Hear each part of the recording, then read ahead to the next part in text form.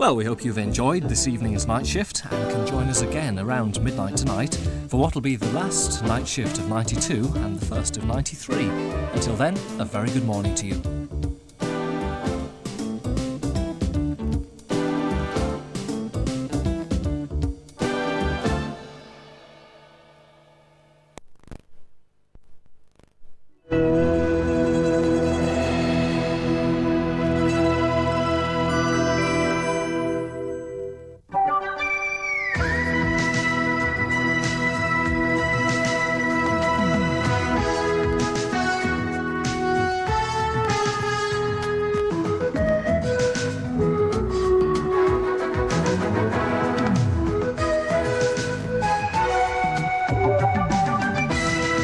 Hello, good morning. It's 6 o'clock on Thursday, the 31st of December.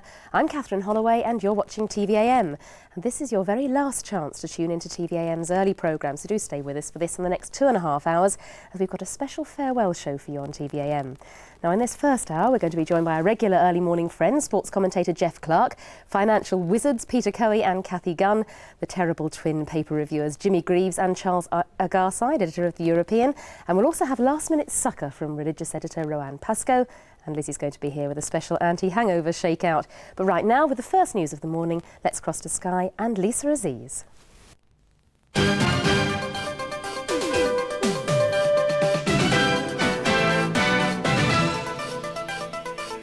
New Year knighthoods for Frost and Hopkins.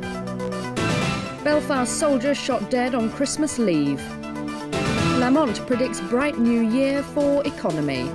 And UN chief visits peacekeeping troops in Bosnia. Good morning, the news from Sky for TVAM on Thursday the 31st of December. The actor Anthony Hopkins and the broadcaster David Frost are both knighted in the New Year's honours announced this morning. Nearly 1,000 people from all walks of life receive awards, including the politician Shirley Williams and the entertainer Leslie Crowther. The list is likely to be the last of its kind, with John Major having already decided that the honours system should change. Stuart Ramsey reports. Anthony Hopkins' performance in Silence of the Lambs won him an Oscar this year, and now on his 55th birthday he's been honoured with a knighthood. Also knighted is broadcaster, journalist and former scourge of the establishment David Frost. Elsewhere, Inspector Morse and Sweeney star John Thor receives a CBE, while Roy Castle, after conquering lung cancer, receives an OBE, and Leslie Crowther, almost killed in a car crash 2 months ago, is honoured with a CBE. Romantic novelist Catherine Cookson becomes a dame, as does SDP founder member Shirley Williams. In sport, Olympic 400-metre gold medalist Sally Gunnell is made an MBE. The same honour goes to cyclist Chris Boardman. Leeds footballer Gordon Strachan is made an OBE, as is former Scotland Rugby Union captain David Sole. And TV sport presenter David Coleman, after 30 years behind the mic, is also made an OBE. Stuart Ramsey, Sky News. In Belfast, a soldier who was shot in front of his wife and mother last night has died in hospital. 23-year-old Stephen Waller, a member of the Royal Irish Regiment, was attacked at his home in the Old Park area of the city. He'd been serving in Cyprus and he was home on Christmas leave. A soft target in a vulnerable area, Stephen Waller was home on Christmas leave from Cyprus, where his regiment is currently based. 2 gunmen, one carrying an assault rifle, rapped the front door, and when Mrs. Waller answered, they pushed past her and shot her husband several times from close range. He died a short time later in hospital. This was a carefully planned attack. The young soldier had only been home on leave from Cyprus for a few days. It's clear the terrorists had been monitoring his movements very closely. The Westland Estate is a Protestant enclave in a predominantly Republican area. Somebody who didn't pull any trigger or do anything, but somebody gave the information that he was there, who knew about him and that knew he was home. This is the second tragedy to hit the Waller family. The young soldier's father was shot dead by terrorists in the mid-70s. Tom Coulter, Sky News, Belfast. The Chancellor Norman Lamont is predicting a bright new year for Britain's economy, but he's warning that a further cut in interest rates is unlikely. He tells today's Times newspaper there's every reason to believe that 1993 will be much better than 1992. He adds he would not be surprised if trends in the British economy were better than in some of our European competitors. But he says any further cuts in interest rates would only be considered if growth was manifestly too low. The United Nations Secretary-General Dr. Boutros Ghali is visiting UN troops in Bosnia today as pressure grows for outside military intervention to stop the fighting. Serb leaders are warning that the use of force will lead to all-out war in Bosnia. Dr. Ghali wants the West to wait until the warring sides meet on Saturday before any decision is taken. As Western leaders lean more towards military intervention to stop the killing in Bosnia, international mediators are urging them to give peace talks one more chance. UN Secretary-General Mr. Boutros Ghali, who's visiting his peacekeeping troops in Bosnia today, says he's still hopeful of a negotiated settlement. Let us try one more of the peaceful solution. Let us give another chance to the peace process. A Serbian general warned Western governments that if they did take armed action, his troops were ready to repel them. On Saturday in Geneva, the three warring Bosnian leaders are set to sit down and talk together for the first time. But one of the peace conference hosts isn't confident of a quick solution. There's got to be a basis for agreement between the parties, and as yet, I think they're still quite far apart in certain areas. And the time for talking is running out. Next week, the UN Security Council could be asked to sanction the first real use of force in Bosnia, keeping Serb warplanes out of a no-fly zone. Martin Brunt, Sky News.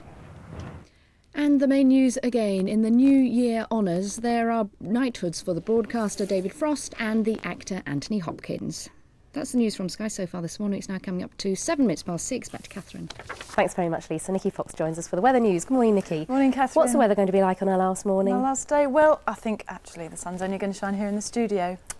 Because it's a bit of a grey and misty day. However, tonight, anyone who's going to New Year's Eve parties could have a bit of ice on the way home on the road, so I think a lot of care needs to be taken there. Anyway, on to this morning's weather. There's been a lot of cloud during the night, so it hasn't been as cold as it might have been, i.e. it's around freezing point rather than way below. It'll be misty to start with in many places, with a few patches of denser freezing fog, especially over hills. Patchy drizzle could result in ice on roads almost anywhere this morning, and the northwest and far western areas should be milder, but they'll be a little showery too. This afternoon there won't be a lot of change. It'll be cold, grey and misty with some drizzle and mist, fog, and with fog particularly in hilly areas. Temperatures should rise to a couple of degrees above freezing, up to around 5 or 6 Celsius, that's 41 to 43 Fahrenheit in the west and north, where a freshening Atlantic breeze will blow away the mist and bring in showers. And tonight a few showers will persist in the far northwest. Elsewhere much of the cloud will clear, allowing frost and icy stretches on the roads. There'll be freezing fog patches too, and temperatures of around -4, that's 25 Fahrenheit. Now the outlook into the new year. Tomorrow frost and fog will clear to leave a dry, bright, milder day, and wind and rain will appear in the northwest later. On Saturday, bright weather on the whole is expected, but rain will spread south. On Sunday, it'll be frosty and then bright in the southeast, and strong wind and rain will feature in the northwest. On Monday, there'll be outbreaks of rain spreading to most places. Now let's summarise today's weather with the help of the weather maps. It's a bit milder this morning, only freezing point rather than way below it. There'll be a good deal of mist as well as freezing fog on the hills. Patchy drizzle means icy roads almost anywhere in Britain, although the northwest will be milder with showers. It'll be cloudy in most places. This afternoon the picture will remain much the same. Still a bit of fog, mist and drizzle around. The western half of the country will be cloudier and will have the highest temperatures up to 5 or 6 Celsius, that's 41 to 43 Fahrenheit. And finally tonight there'll be a few showers in the northwest, but elsewhere breaks in the cloud will help frost and icy roads develop as it gets colder, down to as low as -4 Celsius, that's 25 Fahrenheit. And the outlook is blowy and unsettled for the northwest and frosty and bright for the south and the east. Thanks very much indeed, Nikki. Aided and abetted there by one James Greaves, who's going to be reviewing the papers. Look, he can't wait to get a word in, can he? Right. Oh, sorry. Jimmy Greaves and his unofficial twin, Charles Garside, editor, of course, of the European newspaper, are going to be reviewing our papers next. But first, let's look through the front pages, starting, coincidentally, with a special edition of the European, which has been, well, Europeum, it says here, specially produced by a very thoughtful Charlie for the TVAM staff this morning. The sun sets, but the spirit lives on, I'll say. Now, the Daily Telegraph here this morning. This is an interesting story. Supermarket battle brings cheaper food. Apparently, there's speculation that food bills may fall by up to a half as the major supermarkets in the country follow the lead of Sainsbury's, which is the country's biggest supermarket group, in slashing prices across the board for the new year. The Independent here, well, it's heating up for Bosnia. Moscow to allow use of force in Bosnia, it says. Russia no longer opposing the idea of a United Nations force arriving in Bosnia to prevent the spread of that conflict. The Times here. Different story entirely. John Smith, the Labour leader, hit by crossfire as Labour splits at the top. And the Times is claiming here that a clash between the modernisers within the Labour Party and those who believe that Labour has already compromised too far and that you can't spot the difference with the Conservative Party is apparently marring John Smith's efforts to make his party more electable. A picture here of Anthony Hopkins. You may have seen in the news that he has been honoured. Knighthood for Anthony Hopkins, the Hannibal star, of course, of Silence of the Lambs. There'll be more from that in the tabloids this morning in the New Year's honours. The Financial Times here. Well, more of the story that we saw in the Times yesterday. Bush and Yeltsin agree to sign START 2 treaty, obviously to limit land-based missiles in Russia. But what will happen to those that are obviously in Ukraine and other Soviet states, that remains to be seen. The Guardian here. Well, sales surge as the thaw sets in. Are these the green shoots of recovery? We'll be asking Cathy Gunn and Peter Coey later on. Turning to the tabloids here, the Daily Express. Food price wars, that same story. And a wonderful picture here of Fiona and Roy Castle. Roy Castle has deservedly been honoured in the New Year's honours list after his fight against cancer last year and during this year. The Daily Mail here, Queen honours men of courage, and there he is again, smiling. And Leslie Crowther also, who was all over the papers yesterday, of course, because he fortunately was allowed to go home for Christmas. And of course, our own David Frost becomes Sir David. We'll all be tugging our forelocks here, I can tell you. The Daily Star, Fright Night. We'll come to you in a second, Jim. Daily Star, Fright Night. Here it is again, that New Year's honours list. Hannibal, Sir Anthony Hopkins, Sir David Frost. Kate Adie, the BBC's war correspondent, is also receiving an OBE for her reports. And the Inspector Morse star, John Thaw, is going to win a CBE. The Daily Mirror here, Arise, Sir Hannibal, the same story. Today, I wonder why this one keeps rumbling on in the tabloids in silly season. Margie's lover, kept secret woman, Margie Proops in her autobiography. She's got a great publicist. The Sun here, back again to the same story, Arise, Sir Hannibal. Let's go over to our paper reviewers of the day, Charles Garside and Jimmy Greaves, neither of whom have to break out a top hat or some tails this year, do you? I must say, I was rather surprised that Sir Charles or Lord Charles of Strasbourg didn't get in the honours list. How come you didn't make it, man? Well, you know, it is. I think mine will have to come from Brussels, Jim, but I'm really surprised that you didn't get a little something from, you know. Oh, always get a little something. To add to all your medals that you have. It's interesting, though, to see the honours list while we're on about it. Anthony Hopkins, obviously, for super role. It was on television, actually, over the Christmas period, Silence of the Lambs. So it looks as though you've got to eat somebody to get a night on. Or be shot in Sarajevo, because Carol Barnes, she hasn't been honoured, but her husband has, for being hit by shrapnel in Sarajevo, apparently. And David Frost, that's an interesting... Can you imagine if you'd have put that there? Arise, Sir David. Arise for Sir David, yeah. Going back to TVAM briefly, thank you very much indeed for this special supplement you've produced for us. Only for here, I hasten to add. With a wonderful picture of Mike and Lorraine here. I particularly like this. I didn't know this. Anybody who's wondered about how the titles for Good Morning Britain were made, you're telling us it took 4 skydivers, 120 men from HMS Hermes, 6,000 people on Bristol Downs and 914 pigeons to make the opening titles. It's something going, isn't it? It's tremendous. It is. It's absolutely... I mean, we have said that it is only for our own use, this, haven't we? It doesn't actually go out to the public. But anybody who writes to us at the European, we can send a copy. It really is. It is wonderfully done, and it's the first time I've ever heard the European mentioned in the building. It's quite an achievement, Charles. Now, obviously, you should be sending a copy of this off, perhaps to the Sun's television critic, Gary Bushell. Well, He's Gary decided to take a bit of a pop at us this morning, hasn't he? Gary's had a right go, end of an earache and all that, and he's given Mike a bit of stick, which he's always done, unfortunately. Personally, as you well know, I think Mike Morris has done a fantastic job here. And he goes on and on about the show was at the appeal of burnt toast, etc., etc. But what's interesting is we've got a photostat copy of The Sun on October the 17th. Which obviously was the day we lost our franchise. The day we lost our franchise. And it says it has set standards of entertainment that the pompous BBC would recognise only in a dream. So you've got The Sun saying one thing, and you've got Gary Bushell today saying another, and I just wonder if the rumour is true that he might be doing a bit of work for GMTV in the new year. But all I can say is that we will be watching, and we couldn't have a go back. You'll be wielding your critical pen. What else have you found for us this morning, Charles? Actually, one other although I must say, can I just come in on that? I don't come out of this too badly, actually. It gives me a good mention. I get a good write-up. Strange in itself, James. It's very strange. Well, a good thing about the Sun, Richard Littlejohn, who I enjoy reading, it's just the way that he's done his own review of what's going to happen this year.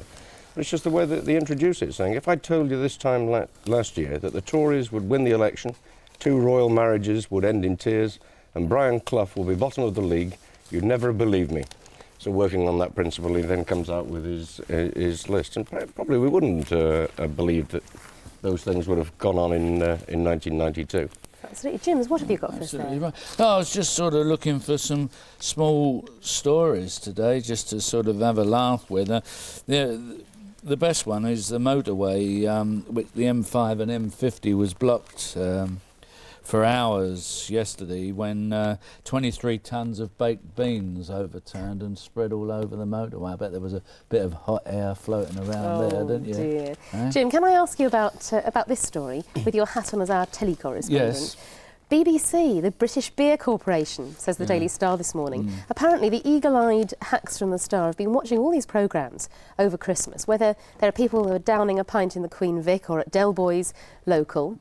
And wherever you're drinking on BBC over Christmas, you're drinking the one you've got to come back for. Yes, well, it's very true. And if you look at all, and this goes for ITV companies as well, if you look behind the scenes, look behind the faces in any shop, be it Coronation Street or anywhere, you will see a lot of what we call subliminal advertising, where you see rows and rows of stuff, and it must register in your mind. Now, I just don't quite know what the arrangement is with all these sort of things. It would be very interesting to find out.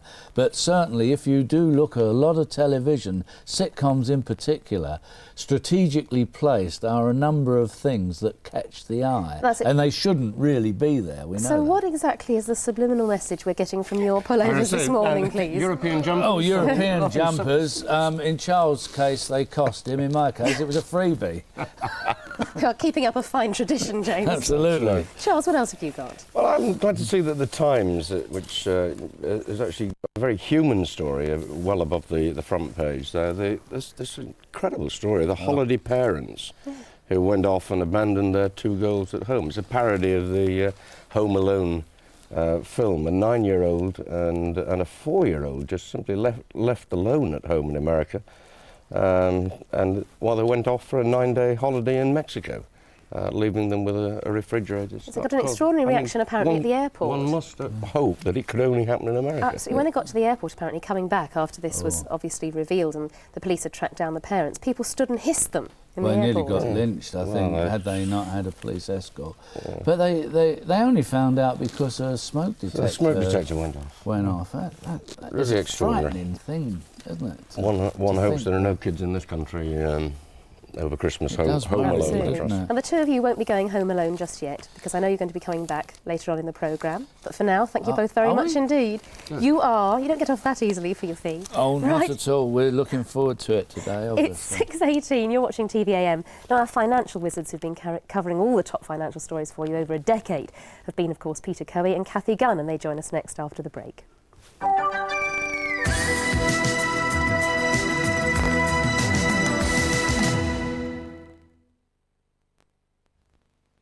In the Magnet Kitchen and Bedroom sale, the added attraction is an extra 10% off, but only till Monday. There's a lot of surprises in store this week at the Allied sale with over 3,000 carpets to choose from. You really spoke for choice. Look at these 2 fantastic half-price bargains. This one's only $4.99 a square yard. Get a load of Allied carpet special offers, put your skates on, and get down to Allied this week.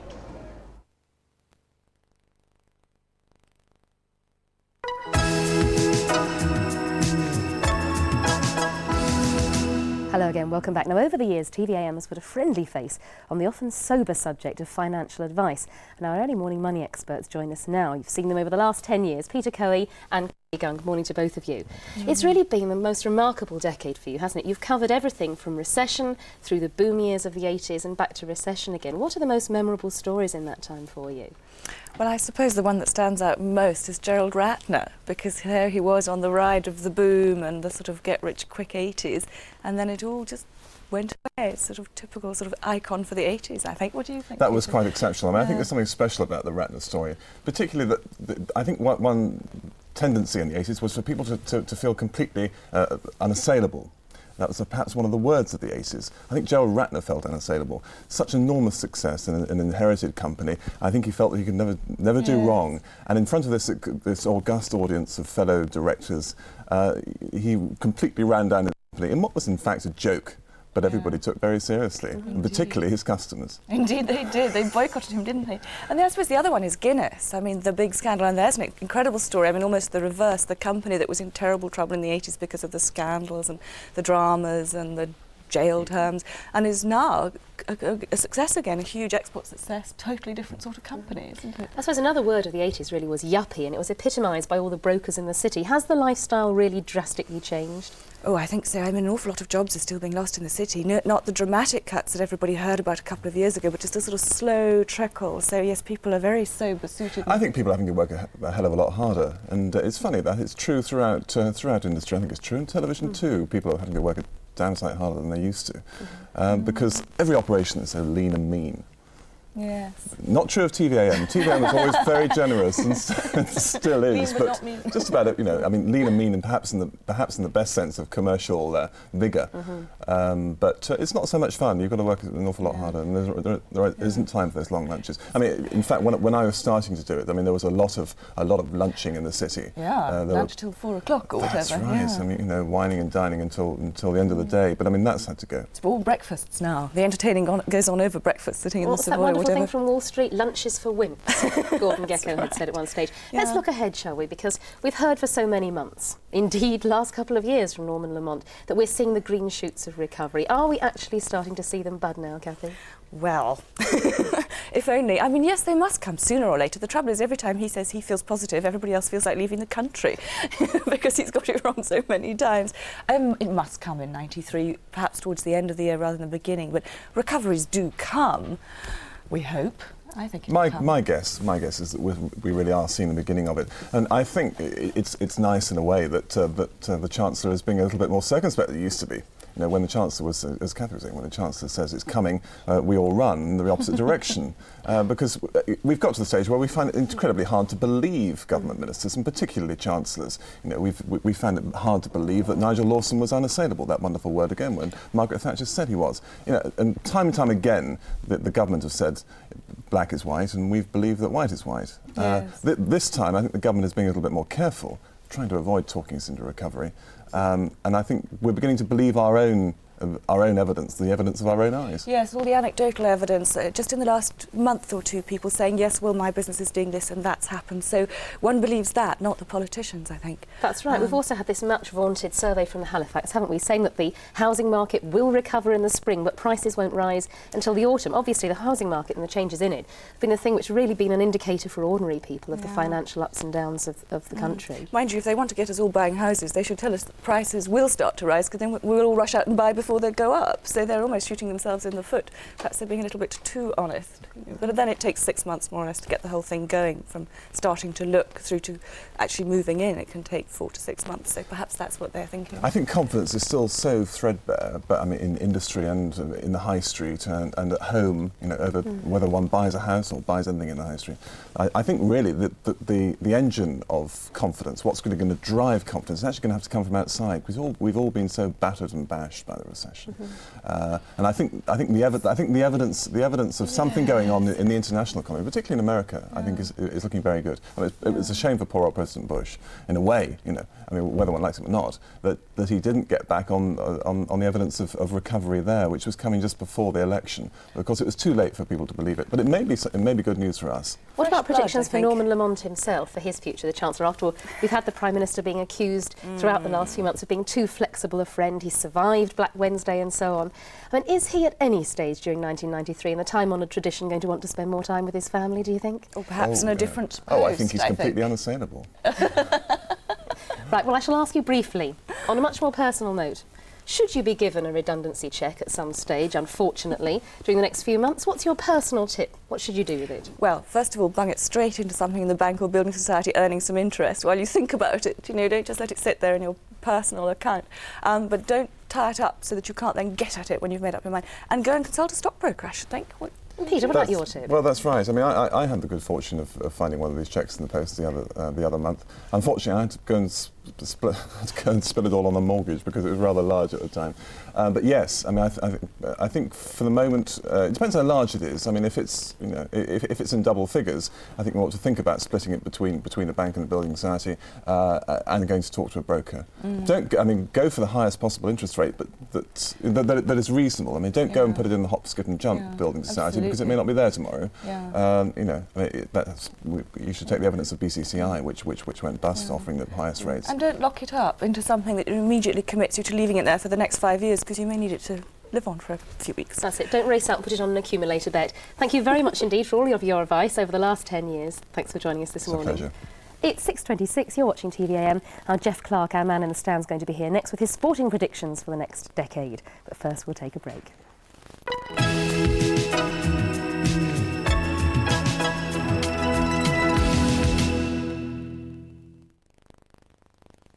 The ancestral trail. When he who is the chosen one shall tread upon the ancient path and battle there to overcome the forces of the dark.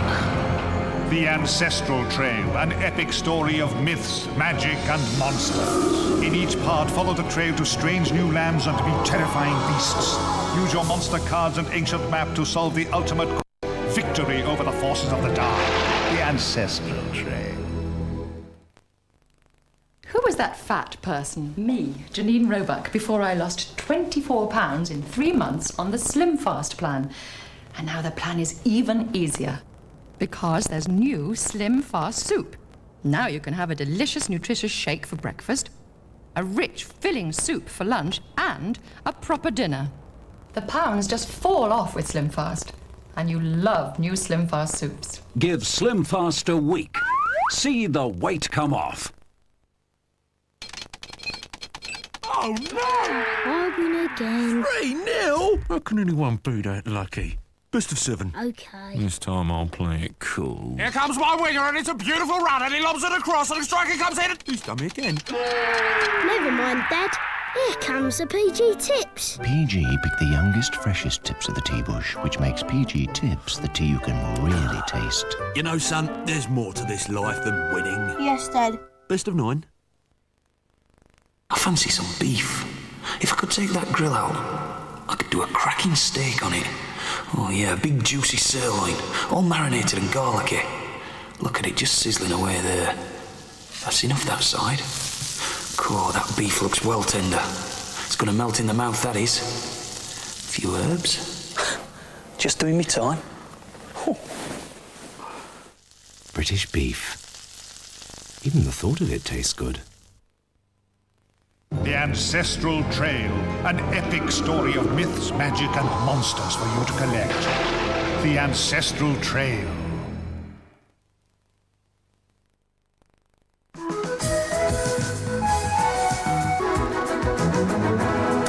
Hello again, welcome back. It's time now for weather news with Nikki Fox. Thank you, Catherine. Good morning. Well, surprisingly, it's been quite a cloudy night, and that means not quite as cold as might have been expected. Freezing point rather than well below it. This morning, we've all woken up to a very misty morning. There's a lot of mist over most of Britain and some denser freezing fog patches here and there as well. Hard to say quite where, but they will be dotted around quite liberally.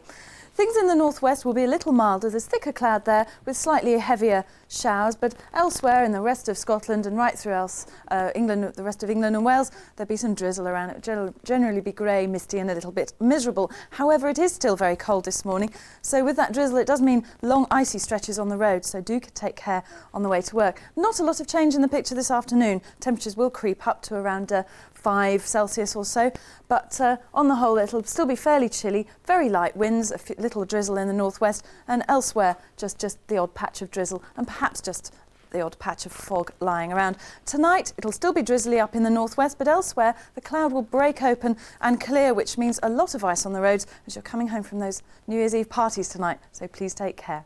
Catherine. Thanks very much indeed, Nikki. Now here with his final look for us at the world of sport, the man with the ball at his feet and the silver cliché on his tongue, Jeff Clark. Good morning, Jeff. I'm scared to say anything. Good morning, how are you? Good morning, I'm fine, thank you. Good. And with the crystal football in his hand, because we're going to ask you to be the Patrick Walker of the sporting world at this precise moment. Look ahead Yes. for 10 years with the great thing that obviously you won't have the embarrassment of having to come back and face any of these predictions in a year's time. I know, I've had some great fun making predictions. My only really claim to some sort of fame, I actually predicted Wimbledon to beat Liverpool in the FA Cup final, and I've dined out on that one for years and years. All the others you can forget, but I enjoy doing that one. Well, let's give you the opportunity to dine out again. Let's start with cricket, shall we? Because obviously England are just off on their Indian tour.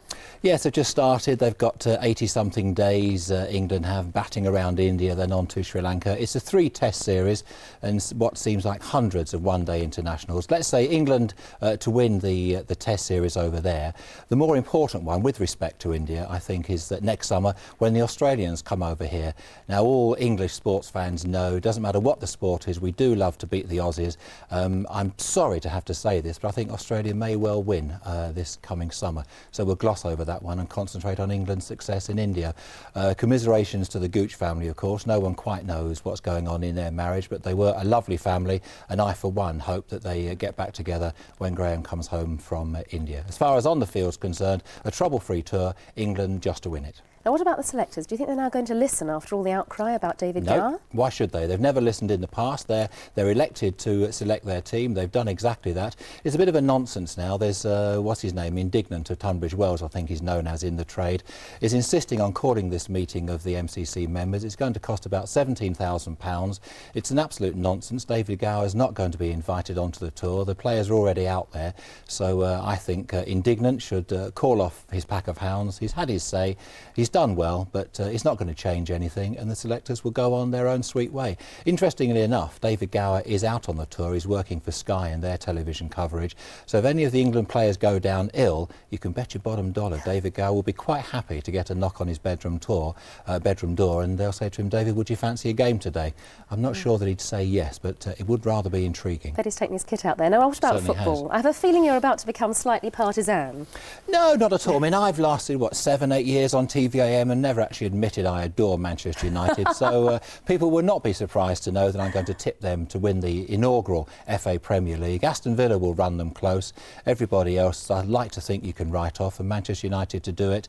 I'm tipping them seriously because they learnt a lot from losing out in the final furlong last season. And I think amongst them all, the manager, Alex Ferguson, has actually learnt not to tinker with the team quite so much. They've got a good squad now. Uar Cantona, my favourite player, as I've been saying for weeks. He's made all the others play. He's now chipping in with goals of his own. So they've got a good squad, magnificent stadium, and totally biased fan in myself. So come on, lads. First one since the late 60s. What about the future of the Premier League? How do you rate it? How's it worked? How's it worked? What a terrible question. It's worked because they're all playing, but they're not making the money that they thought they would. The coverage has been okay, although in some areas somewhat over the top. But they've livened the whole thing up, Sky and the Premier League between them.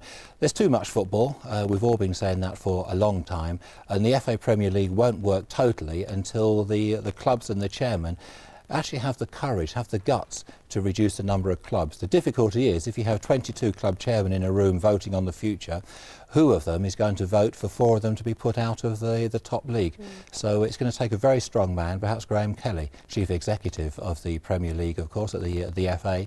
Perhaps he should just have the courage to say, OK, this is what we're going to do. They are going to reduce it gradually, but far too slowly and by not enough. So fewer clubs in the Premier League would help. In Scotland, they have fewer clubs, of course, and Rangers keep winning. They'll win up there one more time without any shadow of a doubt. But Rangers not quite good enough to get to the final and win the European Cup. That'll be won by AC Milan. You're absolutely right. It's wonderful, the freedom to make these predictions, knowing I haven't got to come back during the year and substantiate why I went wrong. Exactly. Now, you said too much football, perhaps, but not enough, perhaps, golf or tennis. What about tennis? Let's spring ahead to midsummer. Well, I think the safest prediction in the world is that we're not going to have a British champion at Wimbledon.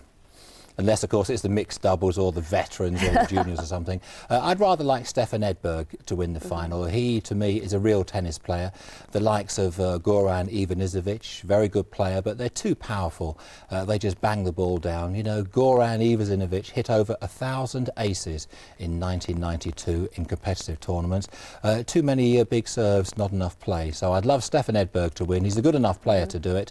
And perhaps Monica Seles will come back in the summer, grunt-free, and take the women's title. So Edberg and Seles to win that, and Britain nowhere. Nice pronunciation, Jeff. Now, what about your favourite... I can manage Goran, yes. What about your favourite moments over the last 10 years? What, with TVAM? Of all this coverage of Sports Choice for us. I had a terrible time a few years ago. Bruce Gingell, the managing director, called me into his office, and I thought, oh no, what have I done this time? And he decided it was about time I travelled. So he told me to go and pick somewhere in the world to go and cover a major sports event. So I managed to get myself off to the States to see Larry Holmes and Mike Tyson, and then flew down to Australia and had 5 ridiculously hard-working weeks in Australia covering the bicentenary test where England let Australia draw in the 5-day match at Sydney. And don't believe all the stories, it rains like mad in Sydney. I mean, it's a beautiful city, but it does rain. And then I had to go to Melbourne, which I think is one of the nicest cities in the world, to cover a day-night one-day international. The downside was Hillsborough, but basically one of the biggest joys to me has been all the friendship we've made, you know, within the company and with all our wonderful viewers. It sounds very corny, but thank you ever so much for all the letters and the cards over the year. I've had a great time. It's been wonderful, and it's obviously been tough out there on those streets. It has. Jeff, thank you very much indeed. It's been a pleasure welcome. over all My the pleasure. years. Cheers. Bye-bye. Bye.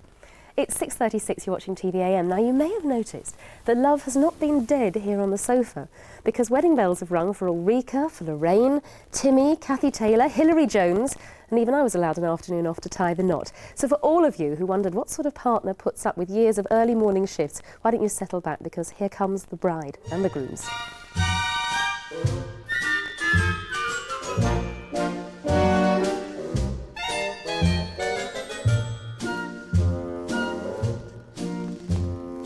Love and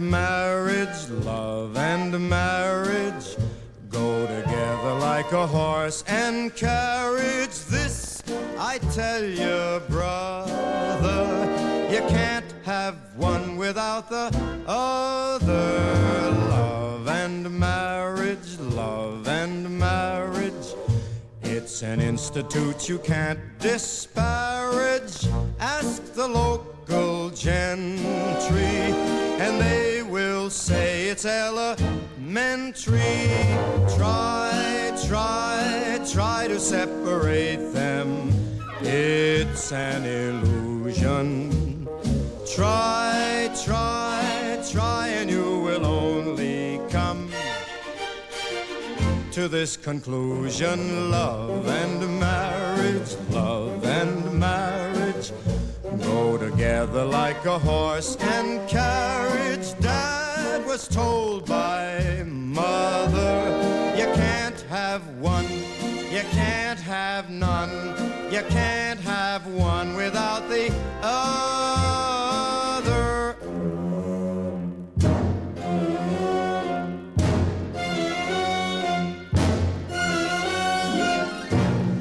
All together now. And thank you very much to all of them, all of the husbands, for putting up with all these early starts. They've all been awake at 3:30 every morning. Now, our next guest has provided TVAM viewers with religious guidance and moral fibre, as well as being a lively newspaper reviewer. But that's not why Roanne Pascoe became our religious editor. The job apparently was a formality when we found out she'd been skiing with the Pope. And after that remarkable introduction, good morning, Roanne. Is that true? I can't ski. He can, of course, he's a fantastic skier.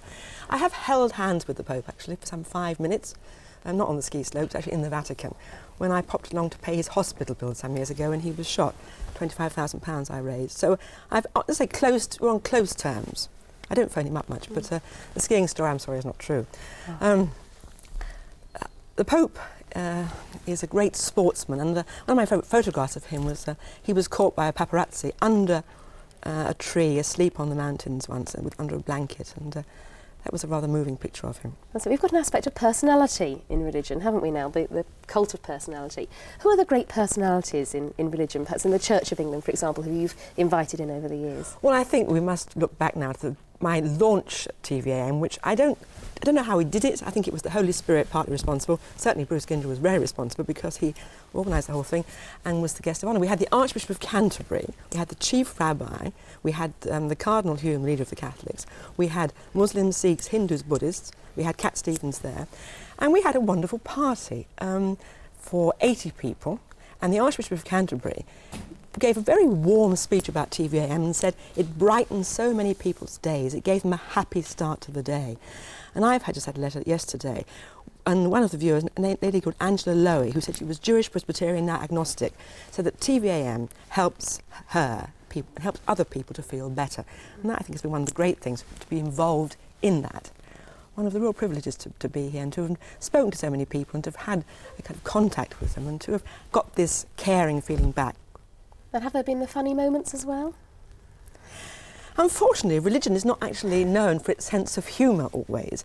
I'm just trying to think of something. Well, the funniest thing that happened to me was when I was in my early days here and I was live before the Frost Show and I started to read my autocue and suddenly there was a horrendous crash and the whole thing fell on the floor and I was left sitting staring at a blank wall for 5 minutes with actually nothing to say. That was actually rather funny on reflection at the time. It was actually rather horrifying. That was most, I think, the funniest thing. But looking ahead, you see, we just looked at that lovely VT of the weddings, and I would like to look ahead, and I would like to see next year Princess Diana and Prince Charles coming back together again, and next year being the year of the family. I realise, I think, over the years, working here, how important the family is, because we have had a family feel. It's been a great family. It is a great family. I think we'll go out of this place taking that with us. But I'd like to see next year the year of the family, and with the church giving a lead in that and getting people back together again. Let's bring in another member of the family, and who's sitting immediately beside you, Michael Hastings. Good morning again. Good morning. After giving up the early morning starts for us, how are you? Moaning you almost said there, because it is a tough start, isn't it, actually getting up and doing that? It certainly is, particularly when you've got flu, as unfortunately I have this morning. Doing very well, Catherine. Doing very well. You've obviously moved on. I know you're going to be with the new company that's taking over. You've moved from education, which is where you started with us, to politics. Yes, I sure have. I mean, I want to just reflect back on my fondest memory of education work that I did here, because the first thing I came in to do at TVAM was a series on truancy, and it was really Bruce Gyngell's great idea. The two of us have been involved in a project on helping young kids stay at school, and he wanted to project this across the nation. We started work on it. Initially, it was just going to be a one-week thing. At the end of the day, it turned out to be nearly 3 weeks long. It was an incredible series. And it certainly helped put the issue on the map. And one of the things I found now, nearly 2.5 years later on from that series, people still talk about it, they remember seeing it, and it actually impacted significantly on government policy. We actually saw education and Home Office policy change because of that series. And I know young people's lives have changed, so I'm very, very grateful for that opportunity. How do you assess the changes in education? Because obviously you oversaw all those changes for us, reporting the national curriculum, compulsory testing and so on. Have things improved for the better? Well, there's an interesting report in today's papers actually saying that the paperwork that teachers are now facing is actually getting less. Now that most of the curriculum changes and the structural changes are in place, teachers are finding it to be much more easier to sort of cope with their daily workload. I think the real difficulty that lies ahead is going to be the challenge of opted out schools, and the government's most recent white paper, which is going through the Commons at the moment, piece of legislation, they want up to 4,500 schools to have opted out of local education authorities within 3 years. That in effect means the end of local education authorities. That means the end in many ways of local democracy. And people will feel that difference, and of course schools will feel the difference. More money maybe, but the loss of infrastructure, and I think we'll all notice it, all our children will notice it. Significant changes. You'll be reporting on political changes in the future. Your face will be popping up around the House of Commons for GMTV. Best of luck in your new job, and the best of luck to you as well next year, Rowan. Thank you. Thank you very much for joining us this morning. It's 6:43, you're watching TVAM, and Liz is next with her shakeout, particularly if you have a hangover. You could always use it tomorrow morning. Let's take a break. Come on.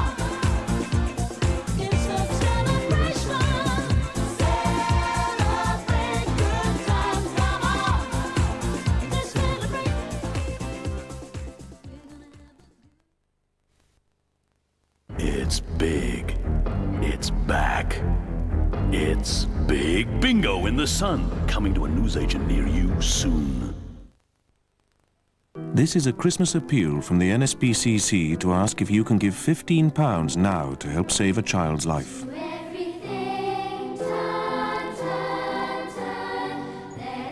Every year in this country, thousands of children are cruelly abused in their own homes. Babies left alone for days without food. Toddlers beaten and bruised, helpless victims of violence. Young girls and boys shamelessly assaulted.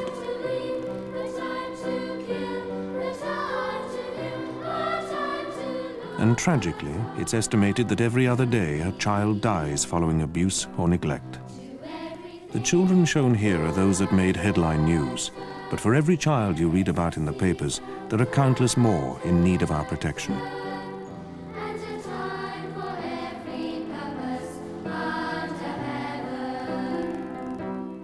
This Christmas, can you spare £15 to help save a child's life? Your £15 will help us counsel a withdrawn child. Your £15 will help our work with children and parents. And your £15 can help pay for that vital visit to a child in danger. So please, give the best Christmas gift of all and call 0800 28 20 28 now. We're waiting for your call. Thank you. Meet a beautiful princess, some greedy goblins, and a boy who can sing. Revenge! In a magical animated adventure for the whole family. Outrageous! Featuring the voices of Rick Mail, Claire Bloom, Molly Sugden, and Joss Ackland. The Princess and the Goblin. I fancy some beef. If I could take that grill out, I could do a cracking steak on it. Oh yeah, a big juicy sirloin, all marinated and garlicky. Look at it just sizzling away there. That's enough that side.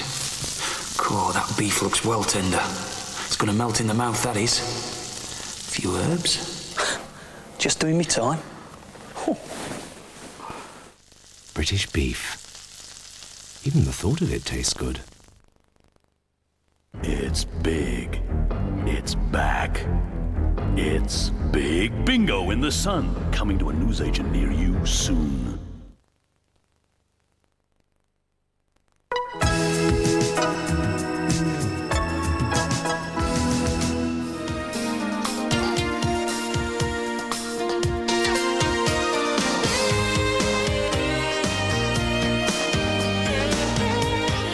And now, keep fit with Lizzie and Dan on yogurt. Good morning, good morning. We've been together getting fit for nearly 10 years. And you're feeling as young as ever, I trust. And if you haven't joined in the exercises, well, I hope you've enjoyed the music and the huge variety of guests that have inspired us to get up early and onto those feet. So what can I say but, well, for the last time at this early hour, let us shake out together and join in and celebrate. Go on, give yourselves a clap. Wakey, wakey. March lightly on the spot, swing the arms. Now walk towards me 3 times, clap and then go back. And a 1, 2, 3. Back you go. Forward again. Now, each leg out to your side. And then feet apart, point your right arm up and down 8 times. 1, 2, 4, let's celebrate. Up with your left. Now step side to side and circle each arm round and back. Have we got a party for you? Pump the arms up, down.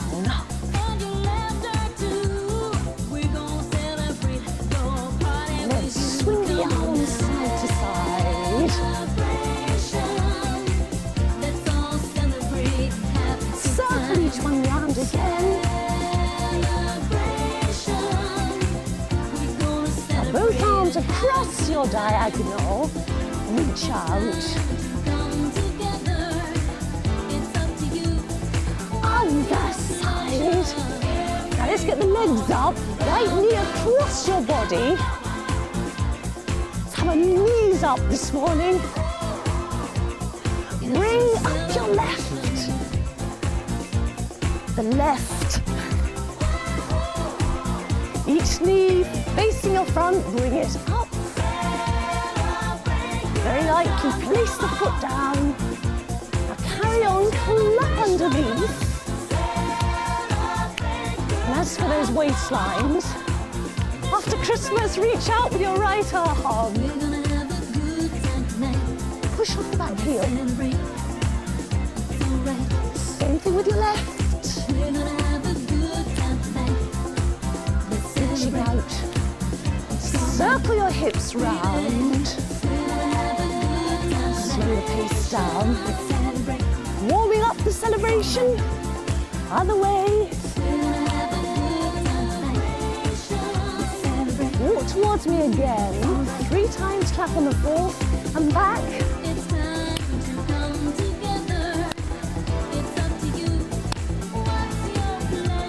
And punch away the yes. Hit towards me. Come on, hit it hard. And up. And give us a wave back. Keep smiling and stay fit. Bye. Not quite goodbye, because it's the penultimate time. Lizzie, you've been doing that for 10 years, and not only do you not look any older, but you haven't put on an ounce. What's the secret? When I look back to pictures when I started, I was a lot bigger. I've actually gone down 2 sizes, Catherine, so it works. It's wonderful. You're looking great, and we'll see you later on in the programme. Lovely. Thanks very much indeed. Thanks, Bye. Lizzie. Now, you may have seen just before, Lizzie, that there was an advert for Save a Child's Life. It was asking you to contribute £15. Well, as it's TVAM's last day, we've decided to set the ball rolling. TVAM is going to give £1,000 to Save a Child's Life for charity. What can you do? Let me give you a telephone number. It's a free phone number if you fancy giving £15 to Save a Child's Life. That's 0800 282028. Let me give it to you again. 0800 282028. And £1,000 for TVAM is coming their way, first of all. Here's the weather now with Nikki. Thank you, Catherine. Good morning. It's a bit of a grey and misty one for our last day, but there's plenty of warmth and sunshine here, she said sentimentally. Anyway, it's a very dull, misty morning. That means it hasn't been quite as cold a night as it could have been, but there will be ice on the roads because there's going to be some drizzle around in much of England and Wales, and that could form into icy stretches on the road, so it could be quite dangerous driving around this morning. It's a little milder up here in Northern Ireland and northwestern Scotland. There are showers around, so it's a little wet, but not quite as cold as it will be in the rest of the country. The picture won't change much this afternoon. It's still going to be grey and misty. Some early fog should have cleared by now, but the temperatures are still fairly low, between 5 and 6 Celsius. Tops, that's in the western parts of the country, particularly the northwest, where it's a little milder. That's just around 40 Celsius. 40 Fahrenheit rather. Winds are very light, a little fresher perhaps in northwestern Scotland, but tonight there will be a lot of frost and ice on the roads in England and Wales. It'll be a little milder and wetter in the northwest. Catherine. Thanks very much, Nikki. That's about it for me. I'll be back later in the programme, though, to say goodbye. But for the time being, I'd like to thank all the guests who've got up early to join us here on the sofa and from locations across the world, bringing you all of the news first in the morning. And we'd also like to thank you for groping for the TV button as you've crawled out of bed or come in from a night shift. And we've put together a special video as a thank you to all our regular guests and presenters on TVAM, and you'll be seeing most of these faces in the next 2.5 hours.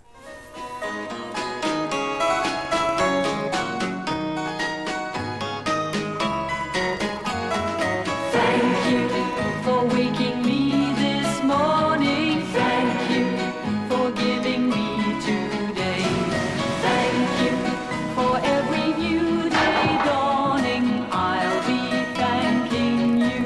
I say thank you for the music, the songs I'm singing. Thanks for all the joy they're bringing. Who can live without it?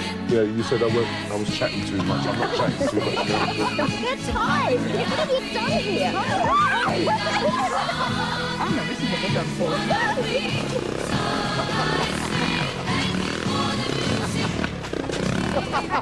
That's ridiculous. You're a complete lunatic. I'm not ashamed to say. Oh no. But I hope it always will stay this way. I can see My it hat coming. is Thank off, you, won't Lenny. you stand up and take Hello, a good morning. bow? And if you threw a party, invited everyone you knew, well, you would see the biggest gift would be for me, and the card attached would say, thank you for being a friend. Did you find Thank you for being a friend. Hello. Hello. Thank Good you morning. for being a friend. Hello. Thank you for being a friend. Let me tell you about a friend. Thank you. Thank you for being a friend. I wanna thank you. Thank you for being a friend. I wanna thank you. Thank you for being a friend. I'll thank a million thanks to you for everything that love could bring. You brought me.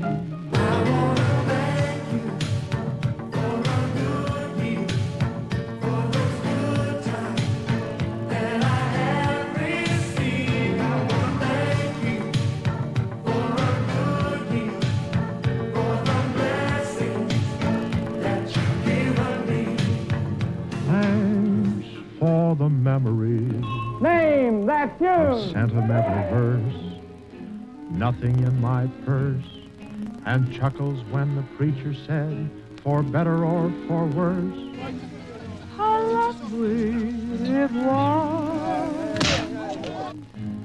Thanks for the memory of Schubert's serenade, little things of jade, and traffic jams and anagrams and bills we never paid. How lovely it was. Thank you very much for the Aintree iron. Thank you very much. Thank you very, very, very much. Thank you very much for the Aintree iron. Thank you very, very, very much. You can sweep the floor with the hours with it. Use it as an opportunity. Start off on camera 2. Thank you very much for the birds and bees. Thank you very, very, very much. Thank you very much for the family circle. Thank you very much. Thank you very, very, very much. Thank you very much for the family circle. Thank you very much. Thank you very, very, very, very, very, very, very, very much. You don't know how much they all mean. They seem much better in my dreams. Oh, thank you very much indeed. Thank you very much for the Aintree iron. Thank you very much. Thank you very, very, very much. Thank you very much for the Aintree iron. Thank you very, very, very much. Thank you very much for love. Thank you very much. Thank you very, very, very much. Thank you very much for love. Thank you very, very, very much. Thank you very much for the Sunday joints. Thank you very much. Thank you very, very, very much. Thank you very much for the Sunday joints and our cultural heritage. National beverage. Being fat. Union Jack. The nursery rhymes. Sunday Times. The Napalm Bomb. Everyone. Thank you very much. Thank you very, very, very, very, very, very, very, very much.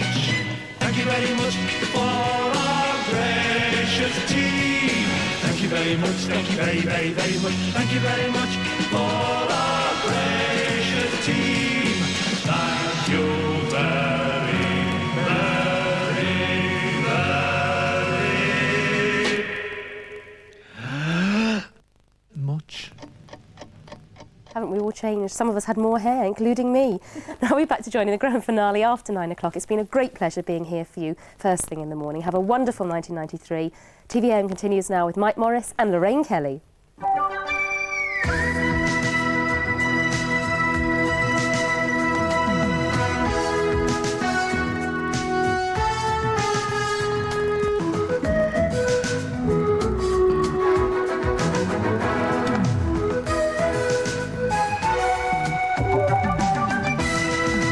Hello and a warm welcome to TVM on Thursday the 31st of December. I'm Mike Morris. And I'm Lorraine Kelly. It is, of course, a very special day for us all here at TVAM, the very last programme after 9 years and 11 months of bringing you Britain's brightest and best breakfast TV service. Yes, a sad day in some ways, but we're not in mourning.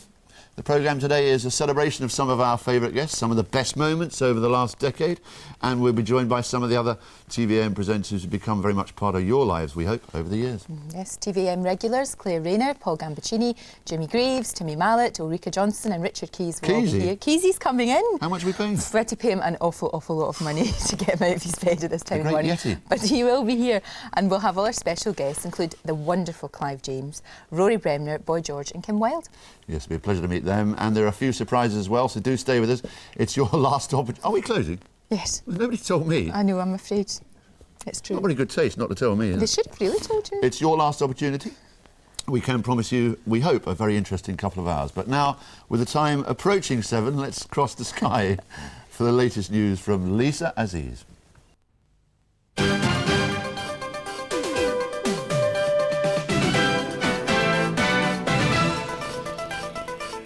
New Year knighthoods for Frost and Hopkins. Belfast soldier shot dead on Christmas leave. Lamont predicts bright new year for economy. And UN chief visits peacekeeping troops in Bosnia. Good morning, the news from Sky for TVAM on Thursday the 31st of December. The actor Anthony Hopkins and the broadcaster David Frost are both knighted in the New Year's honours announced this morning.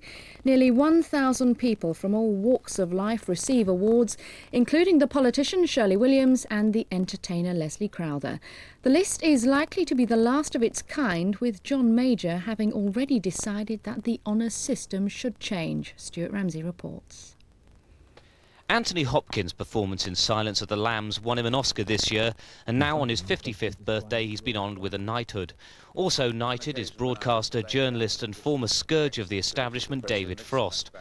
Elsewhere, Inspector Morse and Sweeney star John Thor receives a CBE, while Roy Castle, after conquering lung cancer, receives an OBE, and Leslie Crowther, almost killed in a car crash 2 months ago, is honoured with a CBE.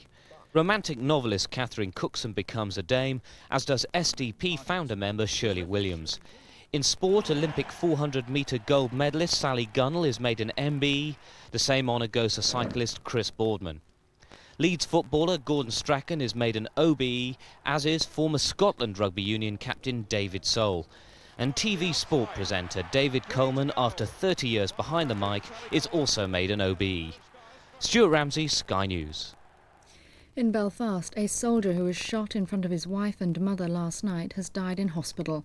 23-year-old Stephen Waller, a member of the Royal Irish Regiment, was attacked at his home in the Old Park area of the city. He'd been serving in Cyprus and he was home on Christmas leave. A soft target in a vulnerable area, Stephen Waller was home on Christmas leave from Cyprus, where his regiment is currently based. 2 gunmen, one carrying an assault rifle, rapped the front door, and when Mrs. Waller answered, they pushed past her and shot her husband several times from close range. He died a short time later in hospital. This was a carefully planned attack. The young soldier had only been home on leave from Cyprus for a few days. It's clear the terrorists had been monitoring his movements very closely. The Westland Estate is a Protestant enclave in a predominantly Republican area. Somebody who didn't pull any trigger or do anything, but somebody gave the information that he was there, who knew about him and that knew he was home. This is the second tragedy to hit the Waller family. The young soldier's father was shot dead by terrorists in the mid-70s. Tom Coulter, Sky News, Belfast. The Chancellor, Norman Lamont, is predicting a bright new year for Britain's economy, but he's warning that a further cut in interest rates is unlikely. He tells today's Times there's every reason to believe that 1993 will be much better than 1992. He adds he would not be surprised if trends in the British economy were better than in some of our European competitors. But he says any further cuts in interest rates would only be considered if growth was manifestly too low. The United Nations Secretary-General Dr. Boutros Ghali is visiting UN troops in Bosnia today as pressure grows for outside military intervention to stop the fighting. Serb leaders are warning that the use of force will lead to all-out war in Bosnia. Dr. Ghali wants the West to wait until the warring sides meet on Saturday before any decision is taken. As Western leaders lean more towards military intervention to stop the killing in Bosnia, International mediators are urging them to give peace talks one more chance. UN Secretary-General Mr Boutros Ghali, who's visiting his peacekeeping troops in Bosnia today, says he's still hopeful of a negotiated settlement. Let us try one more the peaceful solution. Let us give another chance to the peace process. A Serbian general warned Western governments that if they did take armed action, his troops were ready to repel them. On Saturday in Geneva, the three warring Bosnian leaders are set to sit down and talk together for the first time. But one of the peace conference hosts isn't confident of a quick solution. There's got to be a basis for agreement between the parties, and as yet, I think they're still quite far apart in certain areas. And the time for talking is running out. Next week, the UN Security Council could be asked to sanction the first real use of force in Bosnia, keeping Serb warplanes out of a no-fly zone. Martin Brunt, Sky News. And the main news again. In the New Year honours, there are knighthoods for the broadcaster David Frost and the actor Anthony Hopkins. That's news from Sky so far this morning. It's now coming up to 7:06. Back to Lorraine. Lisa, thanks very much indeed. And as it's our final morning, Mike and I have been allowed to delve into the cobweb shells of the TVAM library to pick some of the moments we remember best from our time here. In just a moment, a few snapshots from my video memory, but first, see if you recognise this windswept Scottish maiden. To be the most picturesque mail delivery route in Britain. And for the people who live in these islands, it's an important link with the outside world, especially in winter. Lorraine Kelly, TVAM on Loch Lomond. Lorraine Kelly, TVAM in the Cairngorms. Lorraine Kelly, TVAM News, Inverness. She's like a breath of fresh air, isn't she, Lorraine Kelly? You act all the parts. An actor likes nothing better than that. But this one is a bit naughty. It's a Naughty? bit naughty. Naughty, she says. There was intense debate in America and here as well, and it actually sparked men to think twice, really. To think twice. It had a before they profound vote. effect on my country, and I think a lasting effect. Now, it shouldn't have been such a surprise that you were given the role, because you did a lot of classical work earlier on in your career, did you not, in Australia? Yeah, some. I did a fairly average kind of Romeo about 10 years ago. Anybody that you go out with or you're seen with, it's going to make the papers. So it must be very difficult to try and lead, Yes, lead I your shouldn't life. really be talking to you. We'll probably be in the papers tomorrow. Is that why you moved? It wasn't probably the right time for them because it Were was they the youth. ahead of their time, do you think? Well, I think it was the youth culture in those days, and I hated the youth culture. I was right out of tune. The youth culture was run by men who looked like me now, except their hair was long at the back, right? It's And very they used to tough being a win. gangster because you have to kill people you're really very fond of, and you know you're all supposed to go, oh, you know. And in the middle of it all, you sing Speedy Gonzales, which is quite extraordinary. Well, I think sing's a rather generous term, Lorraine, but I appreciate that. We've gone through a phase of terribly violent films, and it seems to be going the other way now. Well, this is just such a great excuse for a musical.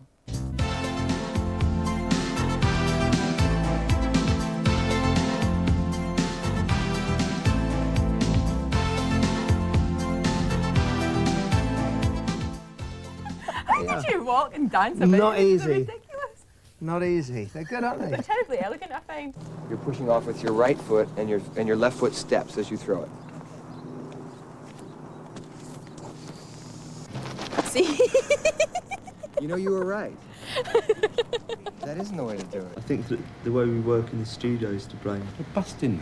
I'm not. I didn't do that. I know you're going to think Spoiled. I didn't. It was like it was virtually broken. Do you think you'd be a good dad? Yes, let's work on it. Oh, well. What are you doing tonight?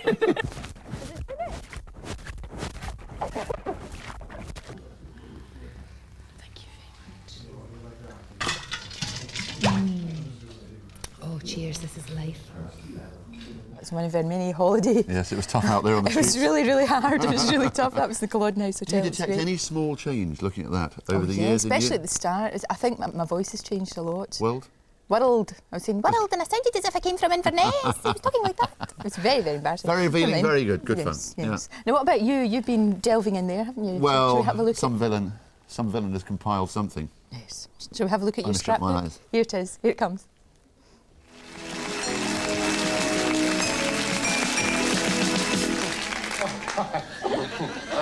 Good morning, Britain. Thank goodness. I'm Mike Morris. And thank goodness I'm not. Mike. Right. Michael, good morning to you once again. Good morning to you, Richard. And on a flippant note, you can tell Terence Trent D'Arby that I've spotted the place where I can get a nick of wall from him. Actually, it's just under the eyes of the East German security cars, just over there. You can walk right up to the wall up there. Now tell me, is it more glamorous to be a Concorde pilot than a television presenter? Oh, I think so, yes. Surely. Wherever I go, people ask me about that. Don't you touch that, Dale. I know your tricks for a start. We have to ask from our own parochial point of view, did you admire the efforts of the British forces out there? Very much. The efforts of the British forces were critical, I have to tell you. We're going to practice here. Caroline, Andrew and Sarah. First of all, are you missing Daddy? Yes! Yes! Do you love your daddy? Yes! Is he a good daddy? Yes! They are, Jeff, all three of them. How much did you pay them to say all those untruths? Hazy sunshine in the south, staying warm, top temperatures 24 centigrade. And by this evening, dry, clear end of the day. Most areas, chance of some showers in Scotland. Is that subtle enough for you, mate? Dry and bright. It's going to be a scorcher. You've been watching BBC's Question Time. It's just past 8:30. Let's get the latest national and international news headlines from Lisa Aziz. Good morning. Oh, Lisa, baby. Hello, good morning. Suddenly everyone's seen a movie and no one stands up and say, boy, that was good, whatever. It's every suddenly there's a silence because of the...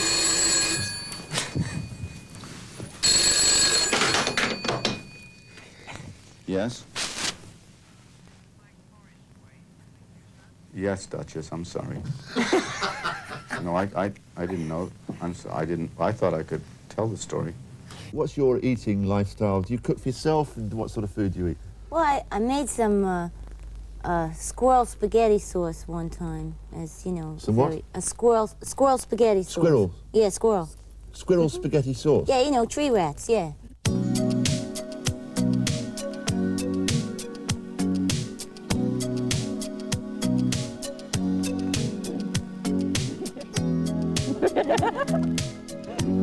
He'll never be the same again.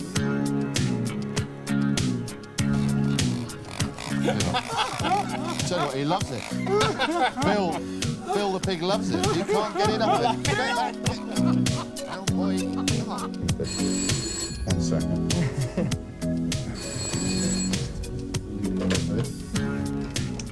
Yes. Well, Tom is going to get ugly for next year's Academy Awards. He promises. I've got one girl that really likes me. And one that... Huh? And another girl that I'm looking at. Well, at least he's honest. I tell you what, only a potential heavyweight champion in the world could get away with saying that. He likes attitudes. Michael deals with attitudes. So things that I used to do in the old days, a move like this, that's where he went with that one little gesture or, you know, this... Factor 3. From here, he took that and went... Good morning, Richard Gere. Tell us about your new film. Yes, nice to be adored, isn't it? Some people pay good money for that. What was being said on that phone call, that Dustin Hoffman Well, we must introduce Rory Bremner as you've... that wasn't on the phone as call, you've was run, it? as you run onto the pitch. Good morning. Yeah, shall we just explain that phone call? Yeah. What was actually being said on the phone was, Mr. Morris, your car's here. I'm not used to that Hence kind of Dustin thing. Hoffman's behaviour. All right. Good morning. Thank you for joining us. Not at all, pleasure. On a memorable morning for all of us. Now, first of all, we must mention that life goes on, and the morning after the year before? The morning after the year before, yes. Channel 4? That's tomorrow night. It's the start of a career at Channel 4 now. Can we just question you on what's even an alarming change in your lifestyle, Rory? Oh, what you Today's Daily Mirror. What you mean, the clothes? Well, no, you remember... we were trying to work out where John Major's year started to go horribly wrong, and of course it was round about Black Wednesday, and we realised that it was probably because Norma posed for Tatler. I don't know if you saw the pictures on the front of Tatler. And from that day, everything went horribly wrong. You had Black Wednesday, and you had all the mastery to bed, and you had the trouble with David Mellor and everything like that.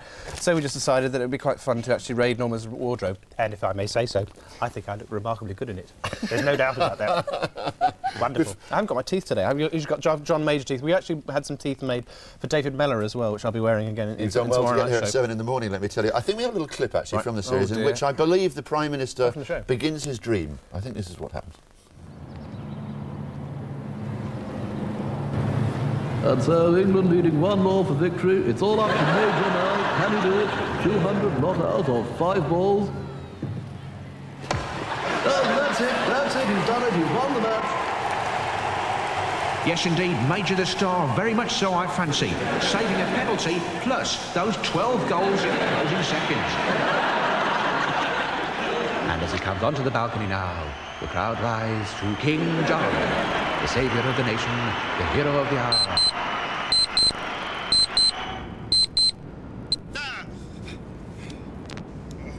You're listening to Today on Radio 4 with me, John Humphreys, in the studio, and me, Ryan Redhead, in the toy cupboard. Friday, the 1st of January, 1993.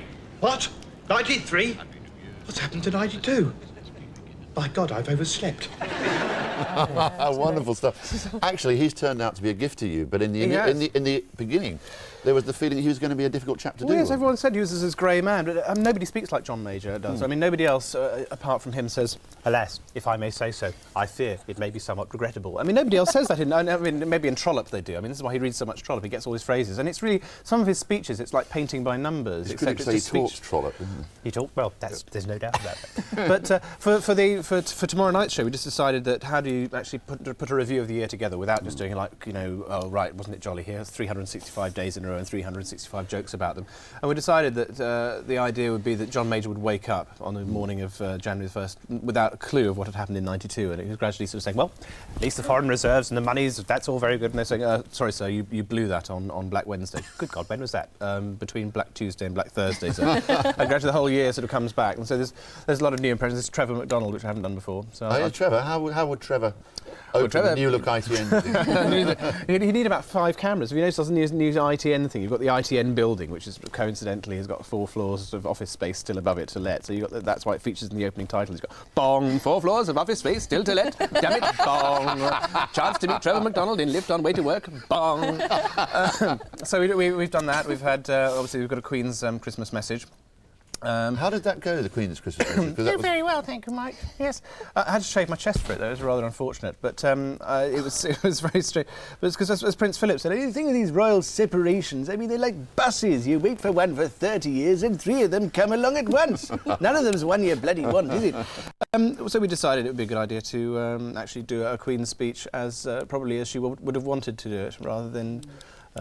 After the 9 o'clock watershed, as they say. After the 9 o'clock watershed. It's been a bad year for many sectors of society, not least the miners. And presiding over some of their demise was the Mr. Heseltine. Does he make an appearance? Well, yes, he does certainly make an appearance, absolutely. Well, I remember John Major came to me. He said, Mike, see those miners? I said, where? He said, precisely. We could throw them out of work and get cheaper coal from more expensive coal rather from Germany. I said, that would be a tough decision. He said, exactly. A wrong decision, too. Any fool can make a right decision. How much tougher it is to go steaming ahead with a wrong one. Because, of course, Major thinks that people who work in cramped conditions and underground and, sort of never knowing quite when they're going to get the sack, he thinks that's the Cabinet. He doesn't realise it applies to miners as well. One man who's often touted should everything completely go wrong for Mr. Major is Mr. Clarke.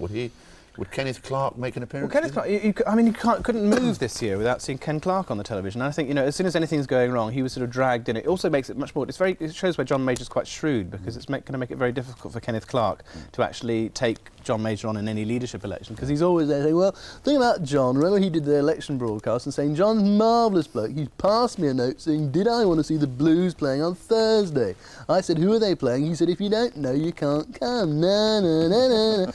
And, marvellous communicator, sticking his tongue out. Then, of course, there's Douglas Hurd, who always seems like a bishop. He sort of sits there like, what? The voice. I think, no, you've got to take a calm view of this.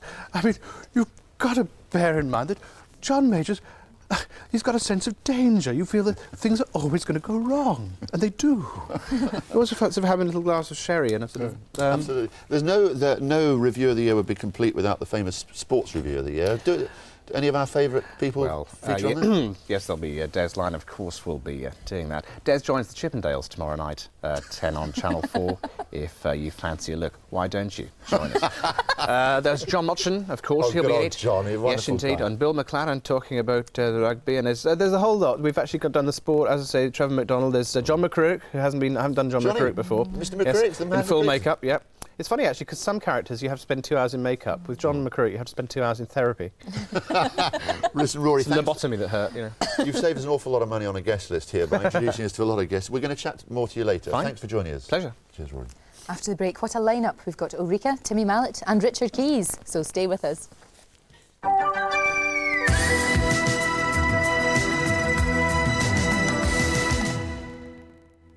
The Comet sale is now on, with up to 25% off. You know where to come. You'll find prices on clothing, shoes, bedding and household items falling by 20, 25, 33 and even 50% in the Pound Stretcher sale now. Pound Stretcher, bargains beyond belief.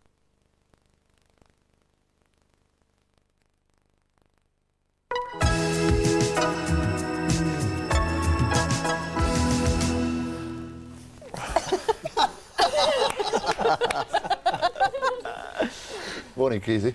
Morning, Michael. I haven't got one on anymore. And welcome to another 94 hours. Well done, mate. Thank you, Michael. How are you doing? Good. You didn't write, you didn't call? I know, and it's You been didn't some fax time. me? I know. What have you But got it to was say for easier yourself? that way for me. You always used to say one thing, didn't you, that I never ever could find the answer to. Do you remember as you used to go home from school? No. Oh, shut Oh, yes, up, I you stitched do. me up Yes, I again, you do. Yes, fool. I do. My best line, wasn't it? Yeah, well, yes. You were my initial broadcasting hero. I used to rush home from school to see Mike. And I could never find the Learned answer. everything I knew, and that wasn't much. And there was no answer to that. There's something was about you, you shaved. there? I'm losing hair, look. Why are you losing it? Is it old Getting age? old. Is it Getting age? old.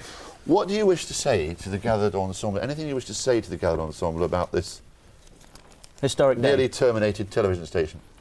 Yeah, there is a little bit. Got some stick from day one.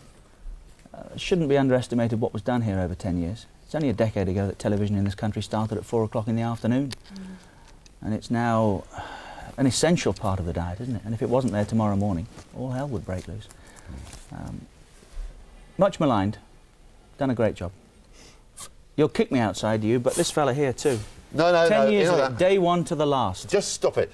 Behave Day yourself. one to the... It's an extraordinary Will you record. do me a favour at Sky Sport? Right, and will all the soccer boys do me a favour? Will you start a campaign? This is Ray's. This could Ray's be who? anybody's. Can we start a campaign against his It's an revolting Arsenal shirts? jersey. No, but It's the it most could be any popular selling jersey. jersey in Britain, do you know? Is it? Well, that's a heap of... Promise Look at you. it, it's a heap of... All It's right, one of even the Ray most doesn't like popular it. colours. I'm not going to say that. Will you start a campaign at Sky Sport? Will you? Against kit changes. Pleasure to work with you, you old fool. And you. And we'll see you in another life. Probably in the saloon bar somewhere. But good to see you again, eh? Thank you, Mike. Buy me a drink I'll stay later for around. the first time in your life. Yeah, well, after 10 And of years, course it's you're you. joined by Ulrika and Timmy. It's good to see you both. We're having a nice time. I know, It's nice to how are be you? here. It's great. How are you? Because you're doing pantomime. How are you finding it? Is it okay? Timmy is too. This is my first year, so yeah, I'm enjoying it with I'm with Ross King and Brian Cant and Guido O'Missy and Mick Callahan. Give them all a mention. Ulrika's doing the show that I did last year, and it's good fun, isn't it? Yeah, it is. Yeah, It except is. I wasn't Cinderella. No, I don't know if I am either. You could have been. What's your sort of best memories, do you think, of TVM? What would it be? Well, I was here right from the start as a secretary as well, so that was my very first job, and then it was my first job on TV as well. Right. So I have very sort of close and fond memories of TVM. You want to be a gladiator? Are we going to have more gladiators as we come back? Oh, think so? who knows? don't Yes, well, we hope so. I don't know. Don't know yet. Are they as manly as Richard and me? Well, no, I mean, ridiculous question. It's stupid even to even stupid. pose that I wouldn't question. even have bothered, To answer saying that. anything. No. I don't know. I tell you what, you've got problems. Look who you're sitting next to. Have you seen him? Don't be so like that, Mike Morris. He's a daddy now. He's a changed man. You have changed. Last time you were in here and you had wee Billy with you, Oh, and he's you were a great. changed man. Oh, I tell you you, were so quiet. every day is better and better. It's the best thing that's ever happened to me. It's just fantastic being He's a dad. so I love sweet. it. He I just really lies do. again. I love it. Our commiserations to your poor wife, of course. Thank you very much. Oh, well, I met Linda on a filming trip, actually, from TVAM when I was going filming in Australia. And I'd just like to say a big thank you to TVAM for all the things it's done for me, because I really have. I've learned an awful lot working here. I really have, and I've had a great opportunities to go and travel the world and to learn an awful lot, and it's been a real pleasure and a privilege. Just over here, just the other side of these cameras here, is where the Wackaday set used to be. And you know, bringing magic in just before the start of the show, and you used to warm up with a nice big chirp and a chirp. By the way? And you know, you used to be doing these serious interviews here. Magic would be chirping away, saying, "It's time for me now. I want to be on a Do Wackaday." That's right. And the other thing, of course, I've got, which I will never, ever, ever lose, is the mallet. And I'm afraid The ability to talk. This is time now, Mike. You had your mallet, because you've been waiting for this forever and yes, ever. And yes. Ah, yes. Thank God it's proved it's my hair. I'd like to say something to you. Yes, Mike. You are one of the biggest prats I've ever met. Wait. But you're also one of the best presenters of children's television anywhere. Yeah, definitely. The two things apply. But I mean that. Somebody should pick you up, a haulage truck or something. Now, you talked about meeting your wife Linda, the yes. TVAM. Yes. We've got a look now at all the Have we got a look? all the weddings, and you're in this as well. Somebody else got married? Oh, good. I get married. So you're not in it. You're not in it. You're not married. Are you? got married. Are you married? Shall we have a look? Yes, please. Here we are. Patches and matches.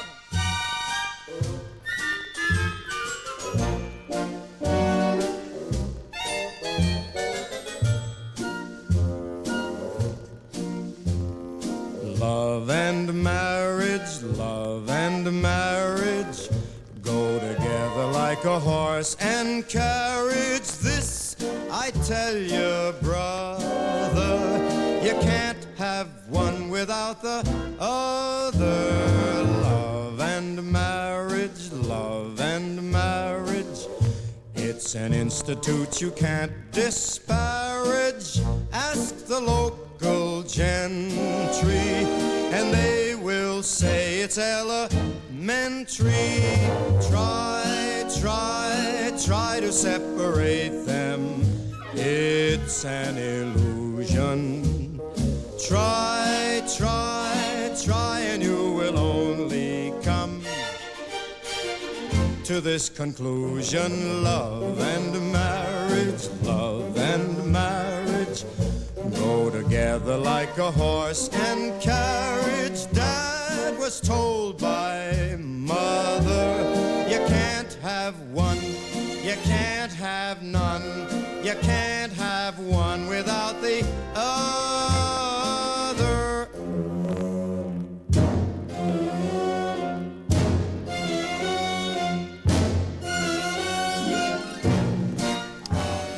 Great big The extraordinary thing about that is Mrs. Mallet looks quite a sensible lady to them. Oh, thank you. Oh, we were #1 that day. Itsy Bitsy was #1 on Don't wedding remind day. us of No, that, I mean, that's please. one of the greatest things that's happened Please this sing year. it for us, Timmy. Itsy Bitsy, teeny weeny, yellow polka dot bikini, statue for the first time today. Oh, yeah. Thank you very much, all. Okay. Come back later on It's been a and see pleasure. us. It's been great to Has see you. somebody It really died? has. Oh. Smashing. Listen, good luck to all three of Yeah. you. Keezy, Thank well you, done on mate. the old Sky Mob. Wait around. Give them our best regards, Thank won't you? Ulrika, good luck with those weaklings, the gladiators. There's another series happening, isn't there? Yes, and Panto and Crawley till the 10th of January. So. And Timmy, much as I hate, loathe and despise you, you really should have been picked up by one of the new franchises. Really should. I'd like to wish them all the very best, actually, because, you know, onwards and upwards for 93. That's my New Year's resolution. Kittiest, Onwards Elfiest, to 40th. great, wonderful Quite right. things. Yes. Thanks all three. See you again. Right, let's have a look at the weather now with Nikki. Good morning to you. Morning, Lorraine. Well, I wish I had more interesting weather to report on this very last programme, but it's actually grey, miserable and rather boring. The whole country has been rather cloudy overnight, and this morning there's mist around in many parts of Britain and also some patches of denser fog. Hard to say quite where, but do look out for that if you're on your way anywhere. It's a little milder up here in Northern Ireland and across in northwestern Scotland too. It's showery there, whereas in the rest of Scotland and throughout England and Wales there'll just be the odd patch of drizzle. Now that will continue throughout the day. If we look at this afternoon's picture, there isn't a great deal of change. It's going to be very cold. There will have been some ice on the roads earlier on caused by that drizzle. It's cold enough for a little ice on the roads, and really temperatures won't edge much above 5 or 6 Celsius, which is 41 to 43 Fahrenheit, and that's mainly in the west where it is a little duller and wetter. And tonight, well, there's still some showers up in northwestern Scotland, but elsewhere the cloud will break up, and that means a lot of freezing fog and frost and ice on the road, so quite hazardous on the way home from those New Year's Eve parties. Lorraine. Nikki, thanks very much indeed. Now, We trawled doctors' surgeries throughout the nation looking for that elusive mixture of charm, intelligence, beauty and bedside manner. And look what we ended up with. Our two stalwart doctors, Hilary Jones and Roy McGregor, have joined us for a final surgery. Morning to both of you. Good morning, Lorraine. I'm dying off for the cold. We're all suffering from the cold here. Shame. It's terrible. Now, what are we going to talk about this morning? Hangovers, of course. Of It's course, the night for 'cause hangovers. we're going to have big ones tomorrow. Indeed. Indeed. What's the sort of silliest ever hangover cure do you think you've come across? Altitude. Go skiing, get up there in the sun, on the slopes. Brilliant. No one has hangovers on the slopes. Really? Really works. Altitude or hot air ballooning. Hot air ballooning. So It's not always very practical. No, I was just going to say. But it works. Right. There we What are. about you, Roy? Well, having a shower and a kilt's a pretty good hangover cure. My Shower and a weakness, my weakness is Burns night, not actually Hogmanay, but Burns night tends to be when I go a bit over the top. And about 10 years ago, I ended up curing my hangover by having a shower and a kilt. That's my confession of the morning. Is it a cold shower? No, nice warm shower, but it helps the hangover no end, especially when your wife finds you having the shower in your kilt. I can imagine you get into an awful lot of trouble for that. And the kilt was probably never the same again. But Keith Floyd brought out a really good book about Sure. hangover cures, which was absolutely Because, like really us, he's funny. got lots of experience in hangovers. Yes, he did say he had to do an awful lot of research for it, and obviously well, part he hated of the every minute of thing it. as a medical student is that you have to do this research on a personal basis. You have to do lots of scientific trials. Right. And I can say that Roy and I actually, passed with flying colours. Right, We well- know about the hangover. Right. The worst thing, I suppose, is to mix your drinks. That's fatal, isn't Doesn't it? help. Mixing the drinks is bad, and the darker the drink, the heavier the hangover, because Right. drinks have got lots of additives. The EEC actually allows you to put 27 different bits of gubbins into a drink to try and alter its taste, and it's all those gubbins that are mixed up in the drink that actually give you the hangover. So go for the clear drinks. If you start from vodka and gin and work towards the dark ports, it's the gin and the vodka that will give you the least hangover. Right. Clearer the drink, the less the hangover. What about mixing wine with spirits? That's a no-no, Not a good isn't idea. it? That's when you get the real thumpy one right Again, there. it's if you mix the grain and the grape, that's when you're in Right, trouble. right. But of course, in Scotland, they tend to sort of mix it all, don't they? Because the devil take the hindmost on Yes, this especially evening. tonight. Especially tonight. You've got to have one or two small Absolutely. sherries. I mean, we wouldn't ever say don't sort of have a drink tonight, would we? No, We'd I'd have say- a drink. I think 95% of men do drink, and I think there's no harm in having a drink. 90% of women drink. Everybody should have a drink and enjoy themselves, particularly tonight. And you mentioned Scotland, and the Scots are pretty clever. They actually add something special into the beer to give you an even heavier hangover, so you reckon you've had a good night, even if you've only had a few. And their whiskey is so pure, of course, that you don't get the congeners and the nasties. If you stick to that, you'll be fine. Stick to whiskey and you'll be all right. Yeah. Go. So a good one as well is maybe to drink some water beforehand. Give us your tip to avoid a hangover. Well, if you can what to do. right. I mean, apart from obviously not drinking, which is the obvious one. Right. Well, the first thing to do is to have something to eat before you go out. On the drink. The second thing is to remember to drink lots of fluid water. I mean, before you go to bed. If you can remember to drink, say, a pint of water for every couple of units of alcohol that you've had, that will certainly help to stave off the hangover in the morning. Right. And then have something to eat in the morning. First thing in the morning with the hangover, have something to eat Yeah. to build up the blood sugar again, and that'll be fine. Right. You'd go along with that, right? Go along with that. That big fry up in the morning is the thing to go for. It may make your stomach churn, but if you boost your blood sugar by having something to eat in the morning, you'll feel a lot better. And go back to bed and get a proper sleep. Sure. Can I say it's been a joy working with both of you? Both Likewise. been And with you. absolutely marvellous, as they say. You'll come along at the end, though, to join in the Indeed. sort of Boo, the Certainly final will. Boo. Absolutely. Been great to see you. Thanks very much Thank indeed. you both. Thank you.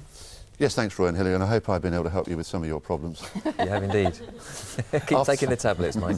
After the break, Kim Wilde and Boy George.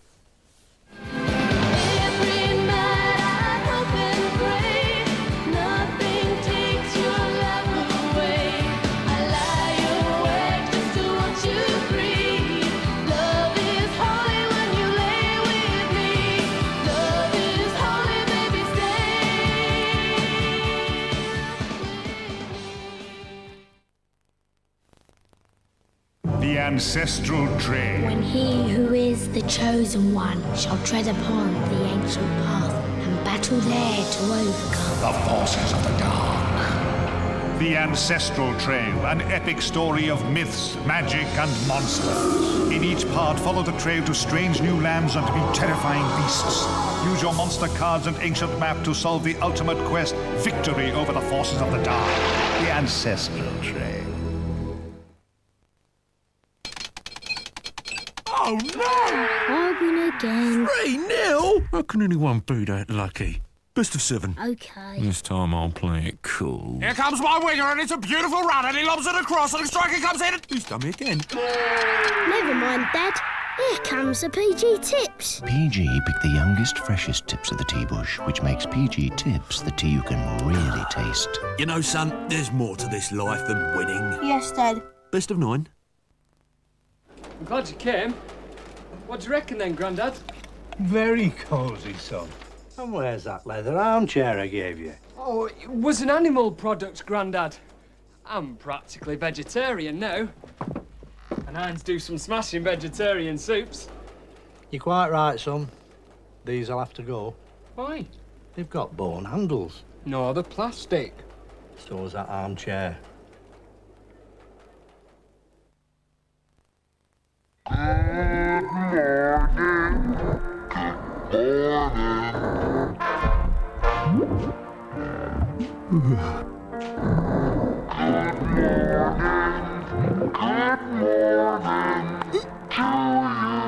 Don't get out of bed on the wrong side. Get out of bed on the bright side. Good morning, TV! 3.5 hours of the brightest breakfast TV you've ever seen. Good morning to you. I was so fat I looked pregnant. That was me, Roger Mitchell, before I lost 37 pounds in just 3 months on the Slim Fast plan. With Slim Fast, it's easy. You have a delicious, nutritious shake for breakfast, one for lunch, and a proper dinner. Thanks to Slim Fast, I've solved my fat problem, and you can solve yours too. So go on, get Slim Fast like I did. Give Slim Fast a week. See the weight come off. You'll find prices on clothing, shoes, bedding, and household items falling by 20, 25, 33, and even 50% in the Pound Stretcher sale now. Pound Stretcher, bargains beyond belief. Hello? I want to book a family holiday. Great value for money with action in the water, fun fairs, great entertainment. I know it's asking a lot. Any ideas? Butlins, of course. The Comet sale is now on, with up to 25% off. You know where to come. The Ancestral Trail, an epic story of myths, magic, and monsters for you to collect. The Ancestral Trail.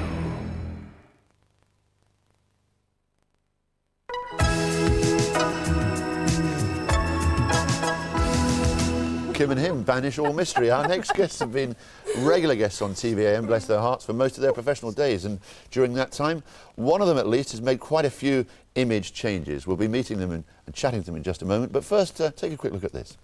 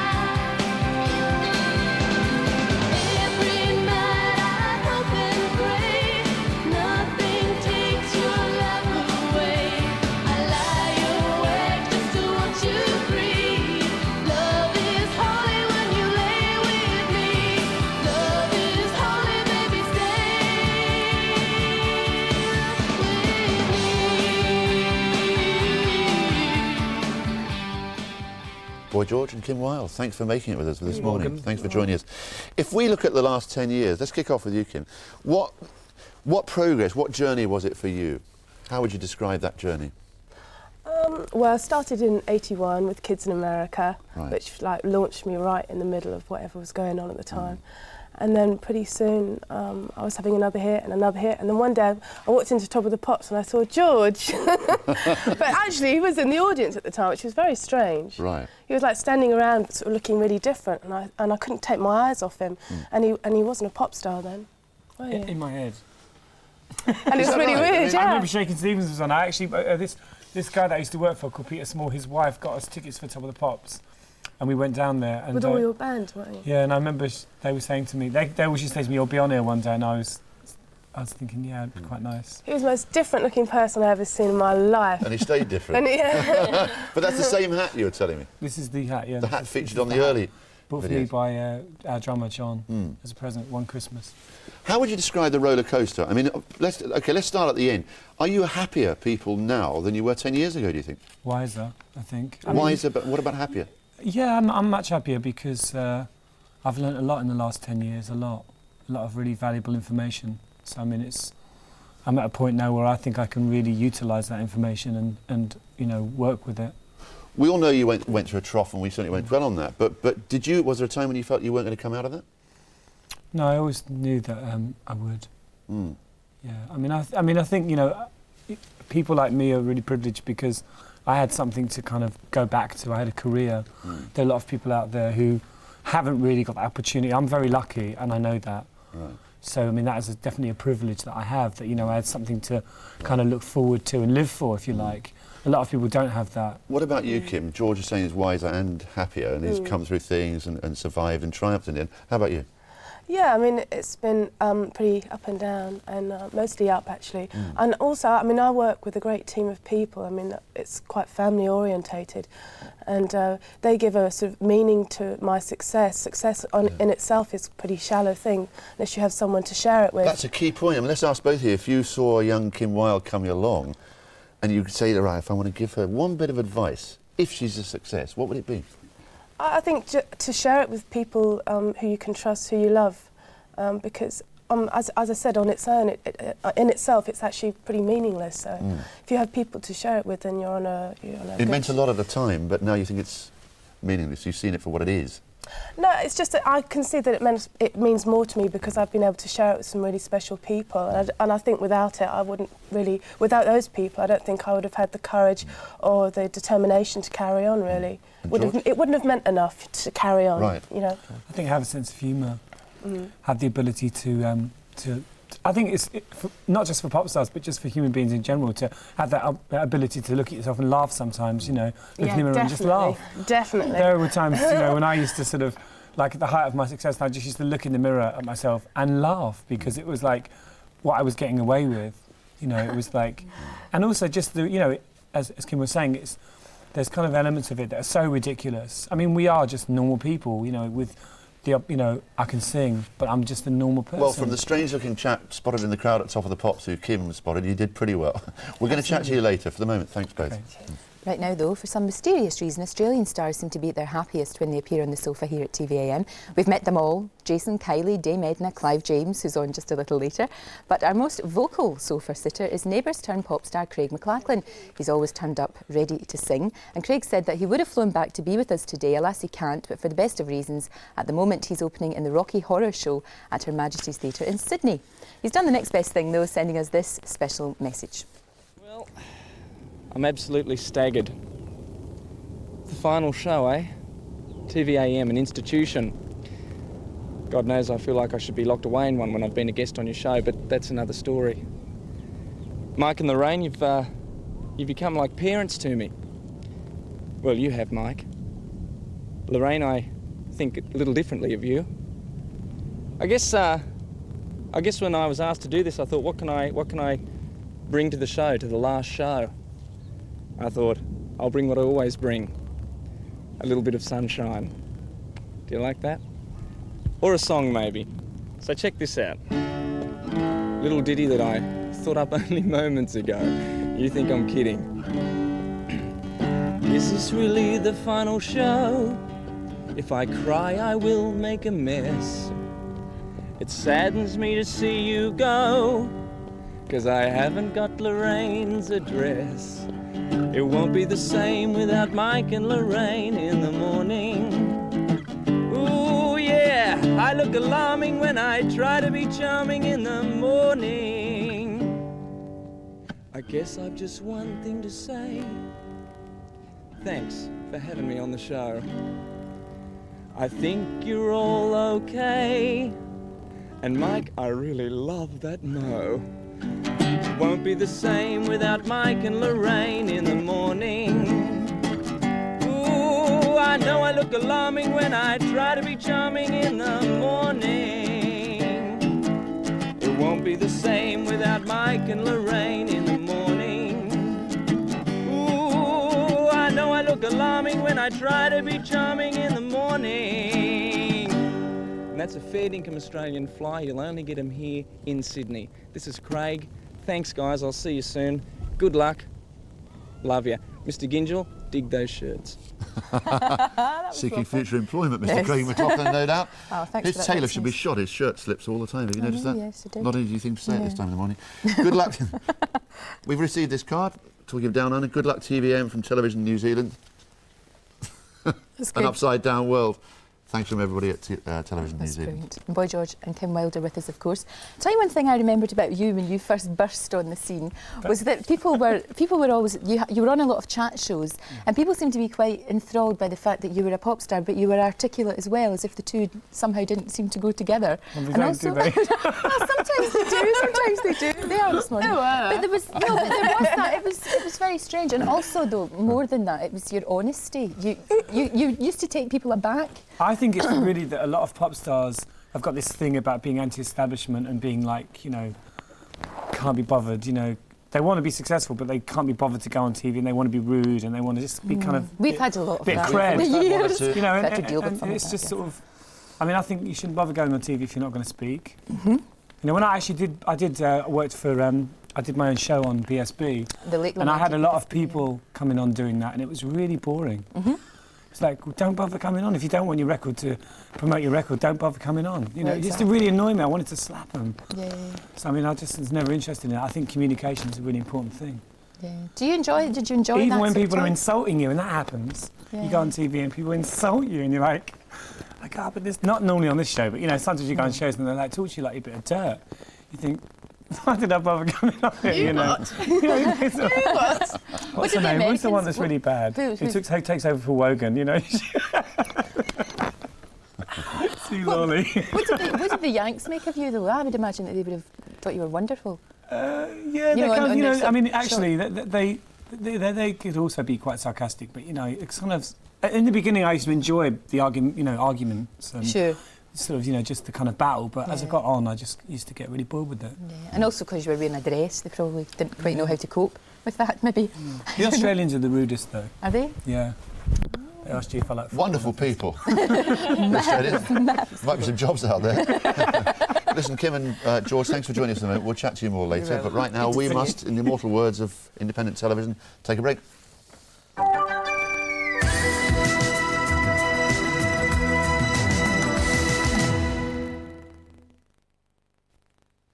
It's big. It's back. It's Big Bingo in the Sun, coming to a newsagent near you soon. The Ancestral Trail. When he who is the chosen one shall tread upon the ancient path and battle there to overcome The forces of the dark. The Ancestral Trail, an epic story of myths, magic, and monsters. In each part, follow the trail to strange new lands and to meet terrifying beasts. Use your monster cards and ancient map to solve the ultimate quest, victory over the forces of the dark. The Ancestral Trail. Oh no! I win again. 3-0? How can anyone be that lucky? Best of 7. Okay. This time I'll play it cool. Here comes my winger, and it's a beautiful run, and he lobs it across, and the striker comes in. He's done me again. Never mind, Dad. Here comes the PG Tips. PG picked the youngest, freshest tips of the tea bush, which makes PG Tips the tea you can really taste. You know, son, there's more to this life than winning. Yes, Dad. Best of 9. I used to have to squeeze into a size 16. That was me, Judith Batchelor, before I lost 22 pounds in only 3 months on the Slim Fast plan. With Slim Fast, it's easy. We have a delicious, nutritious shake for breakfast, one for lunch, and a proper dinner. Thanks to Slim Fast, I don't need any more of these tents. And believe me, I'd failed to lose weight on so many diets before, but Slim Fast really works, and it can work for you too. Give Slim Fast a week. See the weight come off. It's bigger than a sale. It only happens once a year, and it's happening now. The Texas end-of-year sellout. Plus a whole herd of special offers reduced to half price. It must end 6 p.m. New Year's Eve at Tom's Place. Hello? I want to book a family holiday. Great value for money with action in the water, fun fairs, great entertainment. I know it's asking a lot. Any ideas?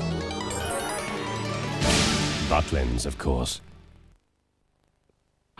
You'll find prices on clothing, shoes, bedding, and household items falling by 20, 25, 33, and even 50% in the Pound Stretcher sale now. Pound Stretcher, bargains beyond belief.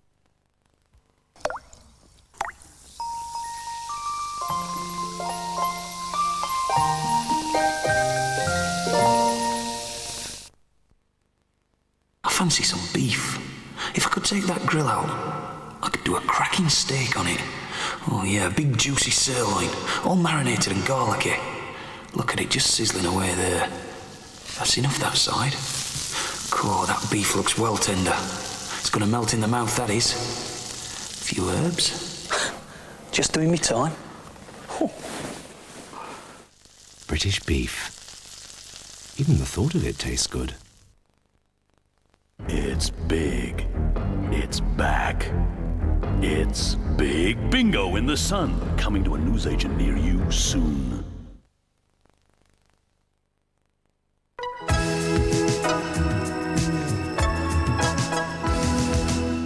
Welcome back. Over the 10 years that TVAM has been on air, we reckon we've been joined here on the sofa by nearly 30,000 guests of all shapes, sizes and species. We've also reported from locations across the world, bringing you, we hope, some of the best in news and features first. Well, it's impossible to fit even a fraction of those faces into any compilation, so we've decided to pick some of the funniest moments we remember as a way of saying thank you to everyone who's helped us to make TVM so special, and as a special thank you to all of you for supporting us over the years.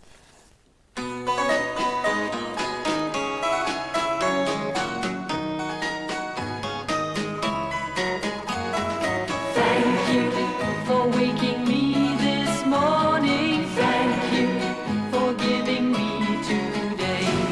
Thank you for every new day dawning. I'll be thanking you. I say thank you for the music, the songs I'm singing. Thanks for all the joy they're bringing. Who can live without it? Yeah, you said I was chatting too much. I'm not chatting too much. Good time! What have you done here? Oh no, this is what we've done for.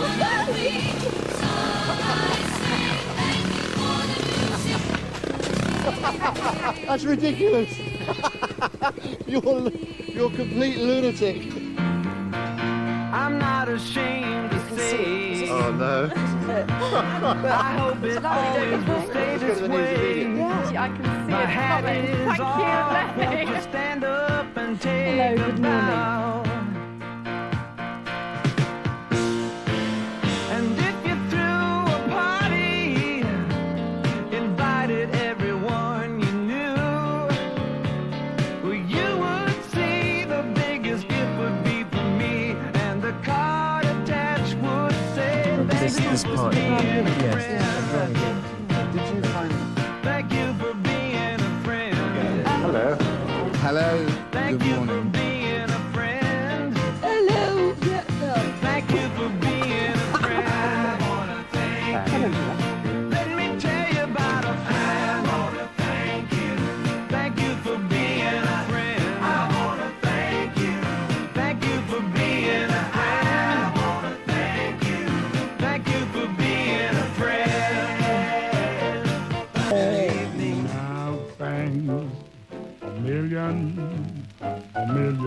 thanks to you for everything that love could bring. You brought me.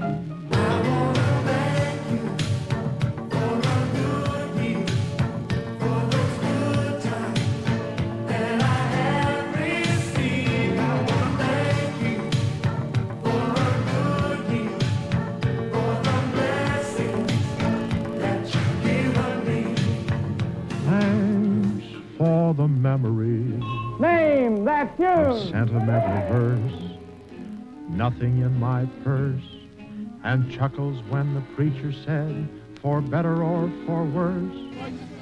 How lovely it was. Thanks for the memory of Schubert's serenade. Little things of jade.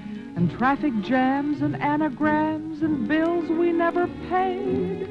How lovely it was. Thank you very much for the Aintree iron. Thank you very much. Thank you very, very, very much. Thank you very much for the Aintree iron. Thank you very, very, very much. You can sweep the floor in media with it. Usually there's a lot of Start off on camera 2. Thank you very much for the beds and bees. Thank you very, very, very much.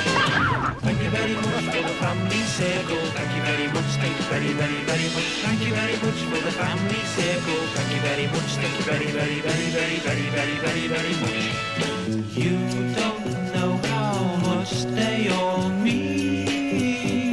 They seem much better in my dreams. Oh, thank you very much indeed. Thank you very much for the Aintree iron. Thank you very much. Thank you very, very, very much. Thank you very much for the Aintree iron. Thank you very, very, very much.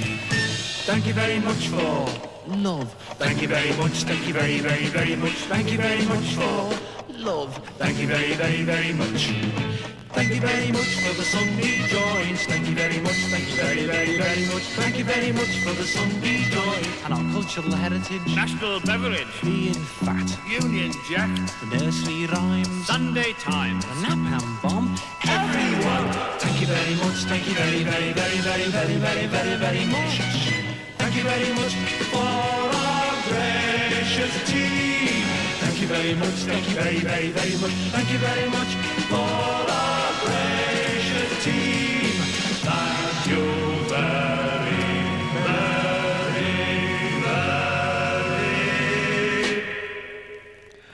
very much. Memories, memories, memories. And we have to say congratulations, of course, Touch Forlock to Sir David Frost.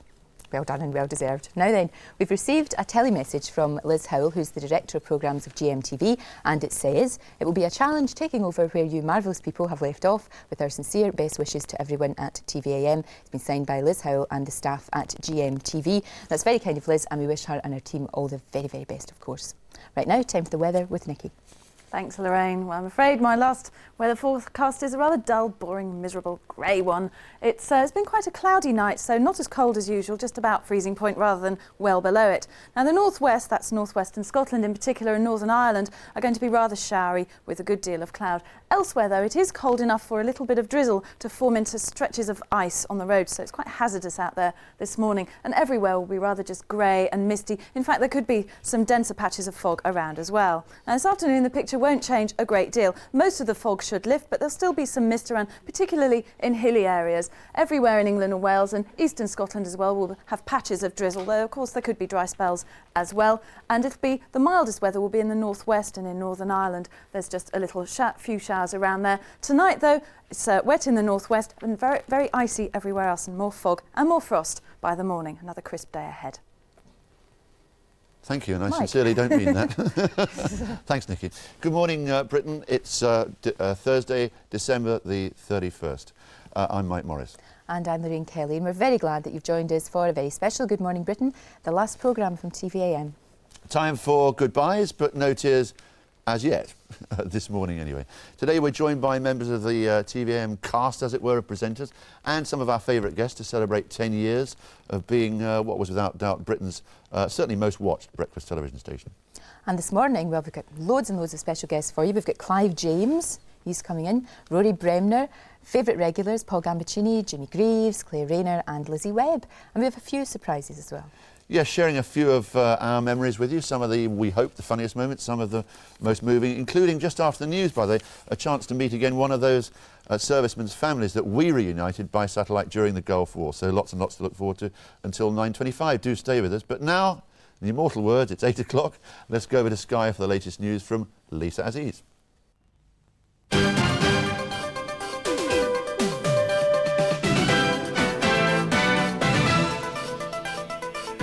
New Year knighthoods for Frost and Hopkins.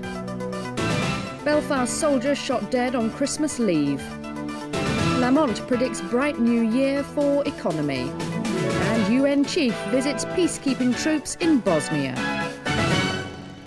Good morning, the news from Sky 4 TVAM on Thursday the 31st of December.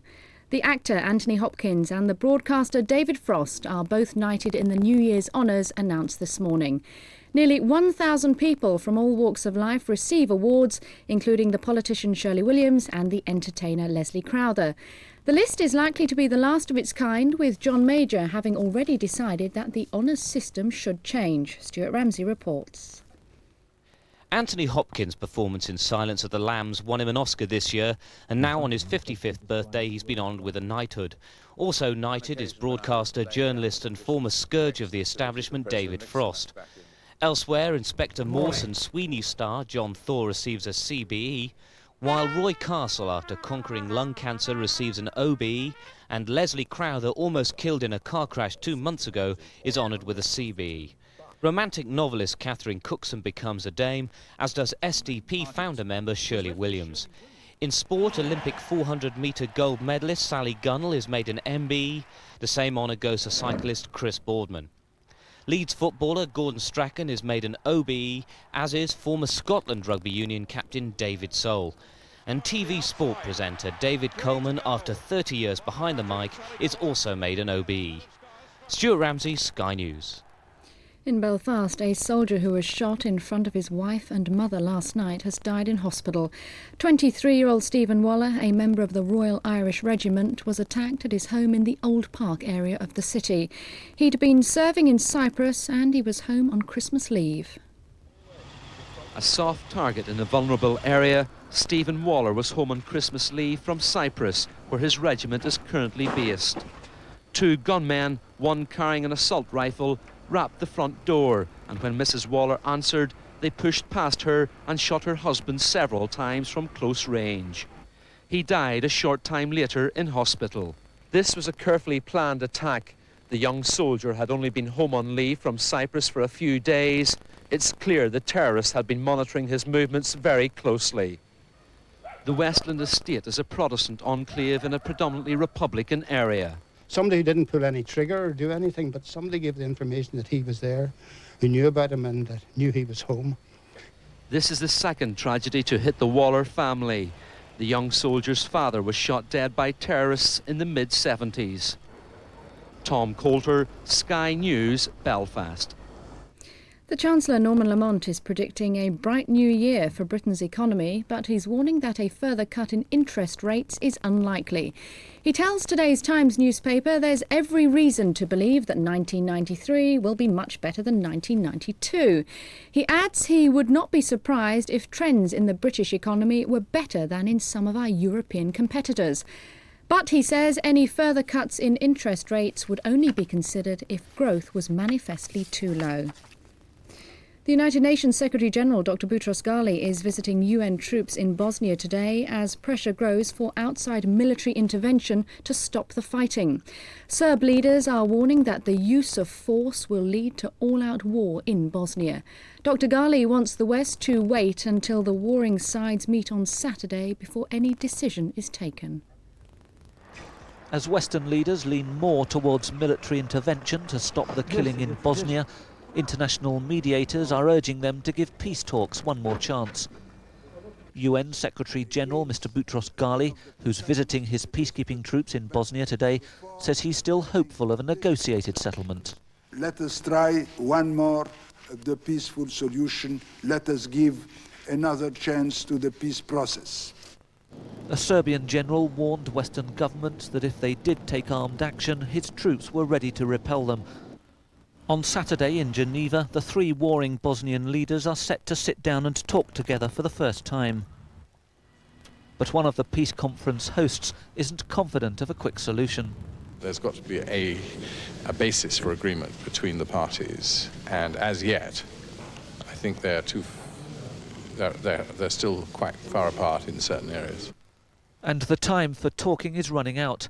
Next week, the UN Security Council could be asked to sanction the first real use of force in Bosnia, keeping Serb warplanes out of a no-fly zone. Martin Brunt, Sky News. And finally, on behalf of the news team here at Sky, and before that over at TVAM, in fact you can see the production gallery in the background there. There's Paul, Stuart, Tim, Simon, Ruby, Alex, everybody who does the real work. Well, I would like to say, everyone's laughing about me, I do hope that you've appreciated what we've done over the past 10 years. We have certainly enjoyed bringing the news to all of you. And now for the very last time, back to Mike and Lorraine, but see you later. Thanks very much, Lisa, and we will see her later on. She's going to hot-foot it over here. Never seen a greater bunch of rogues and villains. Absolutely. But thanks for your company. You don't know we mean that, and it's not goodbye, it's au revoir, we hope. Now then, we all have got our special memories of the last 10 years here on TVM, but our next guests were part of one of the most heartwarming moments on the sofa. It happened at a very unlikely time during the build-up to the Gulf War. We arranged a number of live link-ups between servicemen and women in the Gulf and their families, and this is what happened with the Elliott family.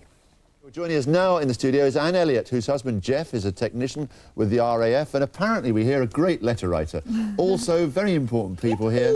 Yes, there's Daddy. That's 2-year-old Sarah. Wave to your daddy. It's 6-year-old Andrew, and it's 8-year-old Caroline. And we're getting a bit excited, aren't we? Are we excited? Is he a good daddy? Yes. Say it loud. Yes. Very good daddy? Yes. All right, let's see what Daddy gets up to when he's at work in the Gulf. Amazing stuff. Well, the Elliott family, now based at RAF Leeming in North Yorkshire. We thought we'd trace them and catch up with them, and they've kindly agreed to be with us on the programme. Let's just remind you who they are. Welcome Junior Tech Jeff Elliott, his wife Anne, Caroline, age 10, 8-year-old Andrew, and the baby of the family, little Sarah, who's 4, and if ever I've seen a mischievous little girl, you are it. Are you mischievous?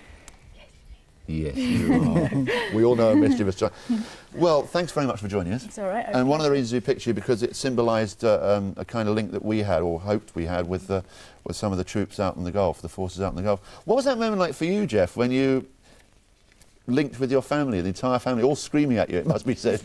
Well, it was fantastic. I mean, you couldn't see the family and you couldn't see yourselves, but just to hear them was really, really good. It was very, very good, especially to hear them shouting at you, and the chorus that you did with them as well. Do you remember that chorus? Sing-along chorus, yeah. Do you remember, Caroline, you became a bit of a star, didn't you, the next day? Yeah. Why did you become a star? Because when I saw my dad, I cried. You did a little bit, didn't you? Yeah. Was that because he'd had his hair cut badly? Probably. And Anne, what about you? Was it a time of mixed emotions for you? Because sometimes when you open a heart, it can actually be too much. Well, I wondered about that afterwards. I think it brought us all closer together. I think in one way that something that we could share about the Gulf War. Basically, I mean, we didn't know what Jeff was doing while he was away, but I think it brought us all closer together. And we do sit and watch the videotapes sometimes. Yeah. It was very funny. Do you remember the moment of the chorus? We do, yes. All shouting. And tell me, on returning back, we should do a postscript really, how easy was it for all the families to readjust? What about for you, Jeff? After all, you'd been through what was, although a victorious experience, also partially a traumatic one as well. Well, when I returned, I thought there was no effect on me whatsoever. But I was very, very quiet, very introverted, and it took maybe 6-7 months for me to come out of myself again and just be the normal dad that I was, and husband, etc. It's taken 6 or 7 months? 6 or 7 months, yeah. What about you, Anne? I mean, you, like all the women folk, had to get used to creating a household without the man of the family. How easy was it for you? Well, it's quite hard whenever Jeff goes away to get readjusted again when he does come back from anywhere. But as he says, he was so quiet that, we were probably a bit overpowering really to start with, because we just wanted him home really. And I suppose we were more overpowering and we had to really sort of give him a chance to get used to being home again, you know, because we do get a bit loud sometimes, you know. You can't talk about the postscript to the Gulf, we know that. That's almost forces rules. But what would be your abiding memory, Jeff? My abiding memory would be the loud bang of the Scud attack on the base that we were at, and the interception of the Patriots and the other Patriot missiles. Does that live with you still? Yeah, it's very much so. The loud bang, it's phenomenal, the sound. It's amazing. Now let's just check out Andrew. You haven't said much, have you? No. And you kept a stiff upper lip, didn't you? Yeah. When you saw your dad. Yes. A true Brit. Are you proud of him? Yes. You proud of Mummy? Yes. Good. Get more pocket money next week. Caroline, you proud of Daddy? Yes, I am. You are. What about Mummy too? She did a lot of hard work, didn't she? Yes, she did. A lot of hard work. Yeah. Now I've got one message for you, Sarah. Did you know that Timmy Mallet hit me on the head earlier on in an unprovoked assault? Did you see that? What are you going to do to Timmy Mallet for me? Whack him on the head. You're going to chase him around the studios and whack him on the head? Yeah. Oh well. Thanks to the family for coming in. It's all right. It could have been any one of 100 or 200 families. We're pleased to have seen you, and well done. We still wonder why us. Because you moved us, that's why. Thank you very much. Thank you. It's really lovely. We'll take a break now. After the break, it's the very, very lovely Clive James.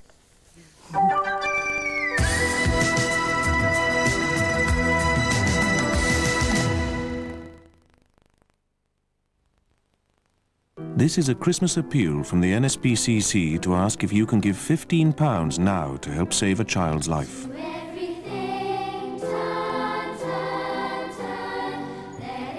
Every year in this country, thousands of children are cruelly abused in their own homes. Babies left alone for days without food. Toddlers beaten and bruised, helpless victims of violence. Young girls and boys shamelessly assaulted.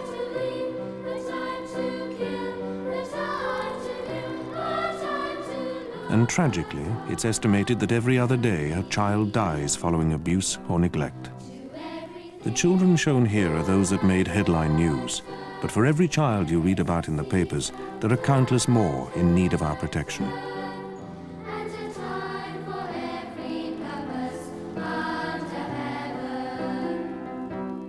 This Christmas, can you spare £15 to help save a child's life?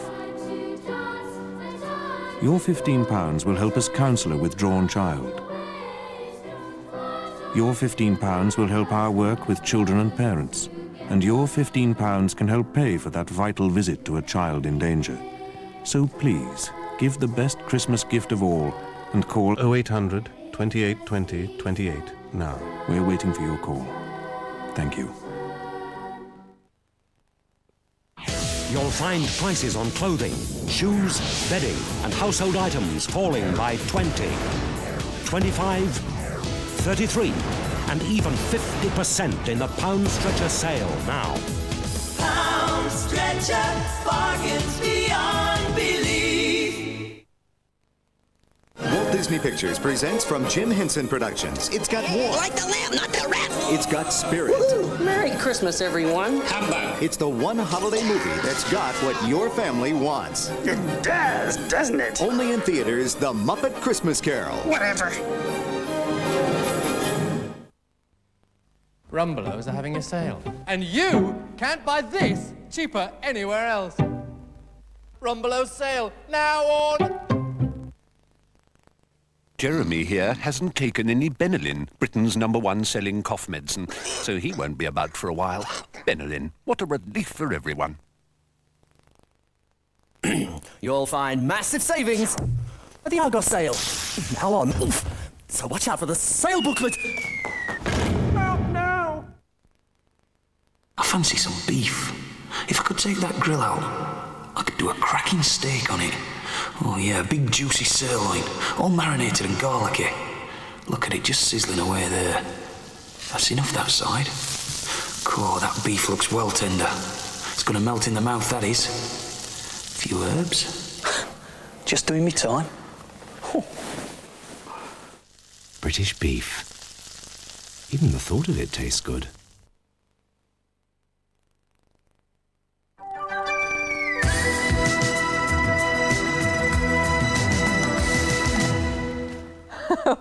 Dear, oh dear, oh dear. What on earth was that? That's all our distinguished guests gathering out there in the foyer, and we shall be meeting them later. I can't wait. Now, our next guest needs no introduction. We say that about a lot of people, but he really doesn't. Clive, how are you? Weeping. Sad. We just saw the lovely logo and realised that it's, maybe last time they're going to change the logo, aren't they? Oh, with everything. They're not going to change anything else, though. The new light's going to borrow the whole thing from you. And frankly says so. That's why I think this whole thing is such a perfect Thatcherite move, In the name of cost-effectiveness and profound change, absolutely nothing changes but a tremendous cost. Yes. Well, it's all very strange. But you're working tonight. We can see you tonight. We're doing our review of the year show, so we've already recorded it. It's a deep and what's the word they use? Wry. It's a wry look at the last year. Yes, extremely wry. And is it penetrating? It penetrates. It penetrates people for 90 solid minutes until midnight. Sardonic? Or sardonic, yes. And goes on for 5 minutes after midnight. And I'm extremely proud of it. Actually, it's a colossally intricate show to do as we take all these news items through the year and reveal the real reasons why things happen. What is actually behind these rumours, for example, of a royal split? We know it can't be true. What's happening? It's a strategic move, isn't it? We explain. We have our sources. We have information locked in our safes, which I would not dream of revealing were it not for financial advantage. We shall be glued to that. So that'd be great. You've also got an extremely beautiful lady with you. You're famous for this as well. I remember last year. Elle Macpherson this year. We had Alexandra Kazan last year from French TV, and tonight, Elle Macpherson, the Australian supermodel, the truly supermodel. Gorgeous. This is the supermodel that thinks as well as walks and talks. Do you get to pick the girls? Oh, absolutely. Does it take you a long time? Do you have to look at a lot? There's lots and lots of auditioning. We look through the photographs and then we go and find them, we interview them. It takes all year, That's actually. That's tough, that's really hard. She is really something, but she has a big disadvantage, as far as I'm concerned. She's very tall, really tall. Elle is way over 6 feet and I'm way under 5 feet, and it's very difficult to get both of us in one shot. What you have to do is tilt the camera like that, right? You could stand in a box like Alan Well, Ladd. I'm already doing that. And she's standing in a hole, but even that doesn't get the two head. This girl is, she's the future. She comes from Mars. And she's wonderfully nice and funny as well as everything else. And you'll see everything else on the show. Tonight, yes. It's a real surprise, the context we're working in. I'm not at liberty to reveal it now. But, if I were you, I'd be glued to that set. I think we will be glued to that set. And then in fairness to Rory Bremner, who's with us again. He's on earlier. Good morning again, Rory. We haven't got any girls, I have to dress up. But Yes, we've already seen you in a frock. It's budget restrictions. There's evidence in the Mirror today of you dressing up in a fetching basque, I think it was. Changed sex halfway through. There was a very serious article featuring you about a week ago in the Telegraph in which you were basically saying that satire, if not at least dead, was on shaky ground at the moment. It's not dead, it's just very, very ill. Well, it's difficult, as we're talking about the new era of television, it's very difficult because what people are looking for, the people who control television, are looking for ratings, they're looking for things that are short, sharp, for people with very short attention spans. There's an article the other day that said people have got such short attention spans that I don't know. I stopped reading at that point. But so you're dealing with an assumption that everyone wants to watch something which is short and sharp and just like sound bites. Politicians like Tony Benn. For years he's been touring the country, putting his arguments forward, but everyone doesn't really quite know because it's reduced to little sound bites that don't really get you don't get the full Tony Benn. Just like comedy shows like Have I Got News for You or whatever, they're very good, but they're very short sound bites. And for satire, you need to follow an argument through. You need to develop, like Clive was talking about his end of the year show and my end of the year show. I think we've tried to find the sort of causes behind things. Is your argument, though, and it applies to both of you, is your argument that neither of you dare risk a long piece of satire because everybody will rush out and have a coffee, they can't take it? It's very hard to do anything that develops on it. The typical drama series in the last 10 years, it hasn't been Jewel in the Crown, it's been that coffee bean commercial, right? And the whole nation wants to know what happens next. And what happens next happens in 10 seconds, right? And then you had a year to think about it. And then it happens in 10 seconds again. And I'm afraid that's the trend. Because television now, I think it's television now about form and not content. It's actually about, so you look at something like Noel's House Party, and it's all about what's going to happen next, and little teases and tricks and gun tanks. But the old theory was the public can vote with the off switch. I mean, if the public aren't enjoying it and it's no good for the public, they vote for the off switch. Surely that's the... They don't get the choice. I know it's the tabloid paper defence. If you don't like it, they wouldn't buy it. But I think it's the executives who are making this assumption. I don't think the public makes that assumption. I think the public likes to get its teeth into things. Exactly. That's why every big hit on TV is always a surprise to the executives. It's something like, say, Darling Buds of May or Morse. Now, Morse takes a long, long time to think, right? He's up there for an hour just figuring it out. Often you and I are ahead of him, right? Obviously, it must be the first person that did the murder, right? Because we haven't heard about their for the last 50 minutes, right? But Morse takes a long time, but the public goes with it. I think the public still wants something that takes time to develop and develops in detail. But executives get nervous. Which takes courage. There's also the problem from our point of view in the sense that the libel lawyers, I mean, you see what the libel settlements have been like recently. And also to get hold of footage is extremely difficult. If you want to get footage of Wimbledon, you have to go to the Lawn Tennis Association and you have to ask them for it. If you want to get footage of Twickenham, you have to go to the Rugby Football Union. And everything, if you want to get footage of royal ceremonies, the Queen has copyright on that. So you have to either get their permission to use these sort of things. I had a line about Norman Lamont singing about, you know, the song about Access, you know that one? Yeah. We couldn't do it because we couldn't clear the copyright. So there are all these, but then you look at something like Somalia or Yugoslavia, this sort of footage, that's okay, that's sort of, you know, that's nobody's copyright. So you wonder, well, if people had copyright in their own suffering, if people were actually paid for every time that Somali... But don't you think television's waved the white flag? Haven't you, in your show's experience, the nonsense that we've had to go through? We pay for video clips plugging the people on the flaming video. It's absolute nonsense. Well, it's about money, isn't it, now? Well, it is... Every piece of footage in the world is owned by now. I've just been working on another big series about fame in the 20th century, which will go to air quite soon, and that's got a lot of footage in it which has to be paid for. And there comes a time sometimes when the prices you can't pay. I really shouldn't mention the name of the comedian now dead concerned, but one of the reasons why his reputation is suffering is that you can't show anything he's done for less than $100,000 a minute. Well, you know, nobody's got that kind of money. It's public money we're spending, so you use stills instead. Is that Reagan? You're getting close. Are we not as old as him, right? Are we allowed, just for our own little soundbite, to have another look at Rory's? Have you seen what Rory's done to the John Major? Oh, I'm aching to see. Are we allowed to do this? Yes. It's a clip from, what is it, the morning after the year before, which is on Channel 4 tomorrow, I think. Here we go.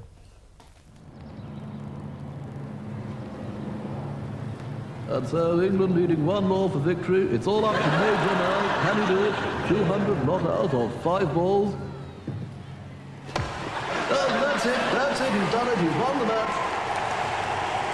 Yes, indeed, Major the star, very much so, I fancy. Saving a penalty, plus those 12 goals in the closing seconds. And as he comes onto the balcony now, the crowd rise to King John, the saviour of the nation, the hero of the hour.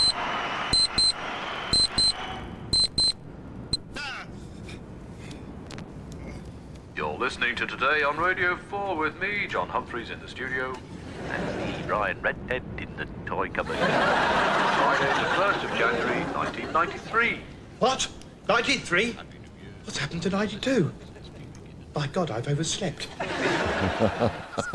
Continuing story, you have to watch the rest of the We do programme. hope Mr. Major enjoys it. We're going to chat a lot more to both of you. Thanks for joining us this morning. By the way, that show is 10 p.m. New Year's Day, Channel 4. Now, we know that Miss Nicola Fox is doing a sterling job bringing us the weather for the last few months, but none of us can forget the woman who's made TVM's weather service what it is now. So here she is with the forecast. Hello. Well, hasn't there been a lot of cloud during the night? Yes, it's been so cold. Look. Anyway, this is the ATV. It's been around about freezing point. In fact, it's so cold. I'm glad I've got cystitis just for the burning sensation. Anyway, it's going to be misty to start within many places, with a few patches of denser freezing fog, especially over hills. A patchy drizzle could result on icy roads. At the northwest, as far as western areas, should be milder, but a little showery too. And it's been extremely windy. I was walking down the high street today and saw a rubber glove on the pavement. It wasn't a rubber glove, it was a dog blown inside out. This afternoon, there won't be a lot of change. It'll be cold, grey and misty with some drizzle and mist, with fog in hilly areas.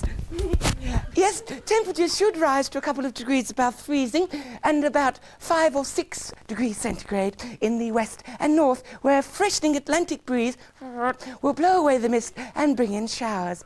Tonight, a few showers will persist in the far more northwest.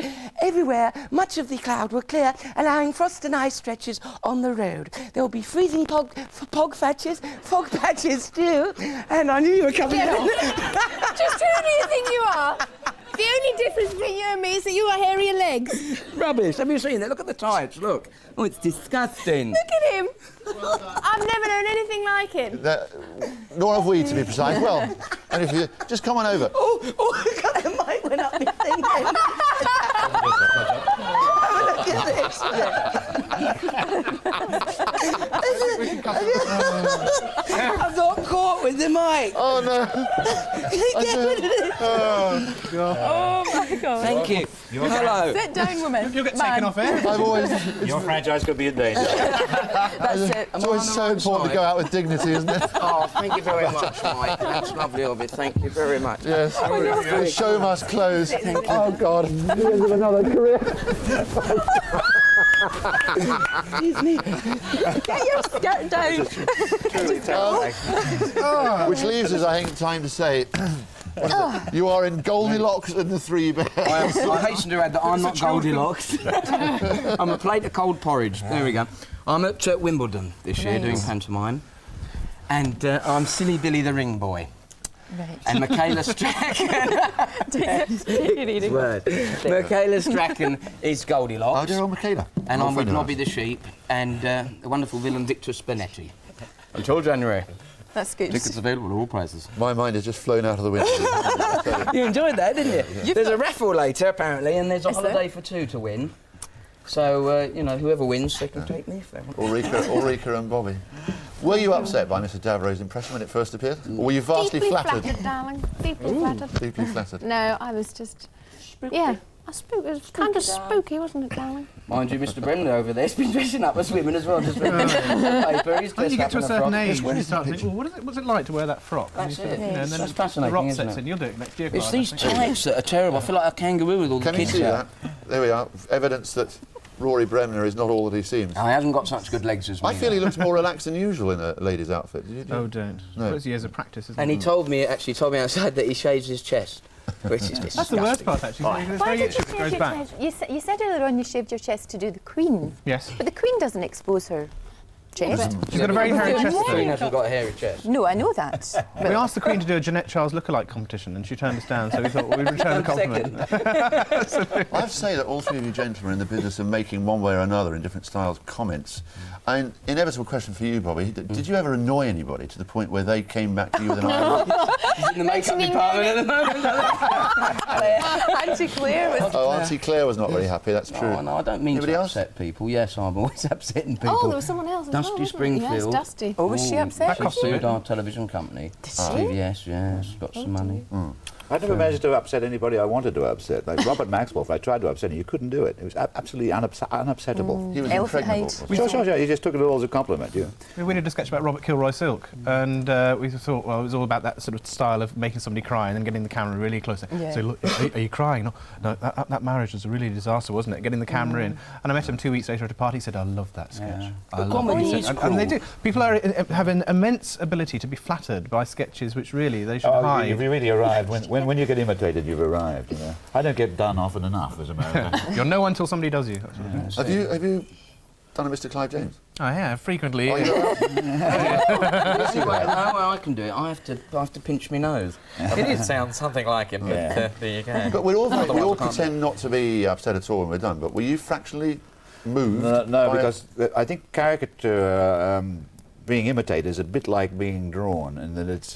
It is actually quite hard to hurt you that way, whereas what is written on the page can hurt very easily. Yeah. But for words on the page are magic, but when you're on TV, it's sort of a performance that they're in with you, and it's terrifically flattering to think, well, at last I'm recognised the extent where I can even be imitated and distorted, because the basic impulse which makes people's performers makes all performers is a need for attention which starts in the age of 6, right? And some of us, when we finally get to the age of 60, somebody else gets out there and imitates us. It's a portrait. It's exactly the same as having a portrait painted. You know? Yeah. You It's feel very actually important. a cartoon, It's quite difficult to do Clive, actually, because it's difficult to satirise him, because by and large what Clive does is something that I enjoy, certainly, and it's much more difficult to do that unless you can actually work up anger against somebody. I think a lot of satire is based on anger. People say, you know, it's sick or it's offensive or whatever. It's just because you're trying to it's an observation that you feel that you want to get under the skin of something or find out. And with somebody like Clive, you enjoy their programmes. It makes it that much more difficult to do. Satire with me, it's a cheap shot. Is that the way you're dismissed, Mr. Devereux? Sorry? These two are the intellectuals and you're the cheap I'm afraid shot, I are am, you? yes, I'm always classed as the cheap shot. You last longer when you get classed as that. It's like Des O'Connor. Slagging off Des O'Connor's been in the industry now for 20 years, and then suddenly it's 25 years, and then suddenly it's 30 years. and you realise he's always going to be there, you know. His CD's still there after His CD is still here. Nobody has taken it. But Usually they get sort of left behind like ectoplasm. Des was the one who was smart enough to like it when Morecambe and Wise took him off. You see, Max Bygraves hated it. Max would go nuts, you know, because he didn't like being needled. But Des would send them a bottle of champagne saying, do it again, and they do it again, yeah. Right. Because it helped to reinforce his image and made him there, you know. He's very canny that way. Every now and again you get people, it's like the masochist and the sadist, you know, some people say, please do me, and you just want to say, no. I'm grateful for new characters. I mean, it's hard to find Who characters. will we be seeing on the Davro shows in the future, do you think? Who's new? And it's difficult because you're wearing a dress at the moment. I know, Victor Meldrew. I love Victor Meldrew. I can't believe it. It's Mrs. Wobber's fault, you say. Getting me dressed up like a woman in the morning. And we do. And I used to do the wife as well, Margaret. You want to stop complaining about it? Shut up. Dress up in this frock. Put this bra on. Who amongst other impressionists, which impressions have you admired? I mean, I still think dear old Yarwood's Wilson, Harold Wilson, was brilliant. Who would you... I've got lots of heroes. Rory's a hero. I love watching Rory because he, in a way, he really does it in a way. It's different to me. I sort of send up a lot of my impressions. Although I like mimicry. I mean, Rory's just a fantastic mimic, and some of my voices are quite good. But I'm more of a like this, more of a cartoon character.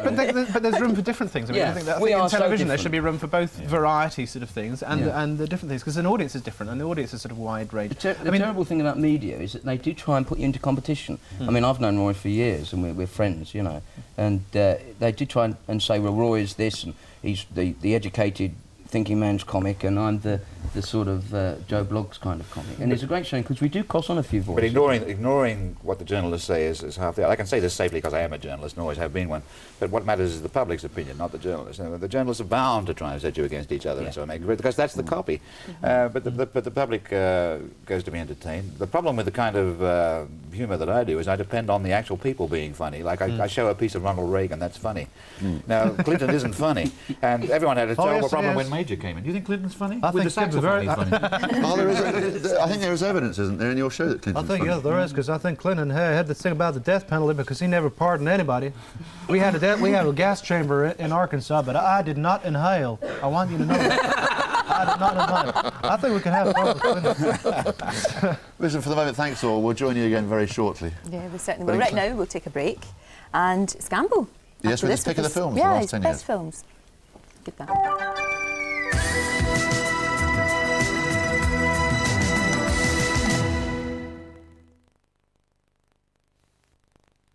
It's big.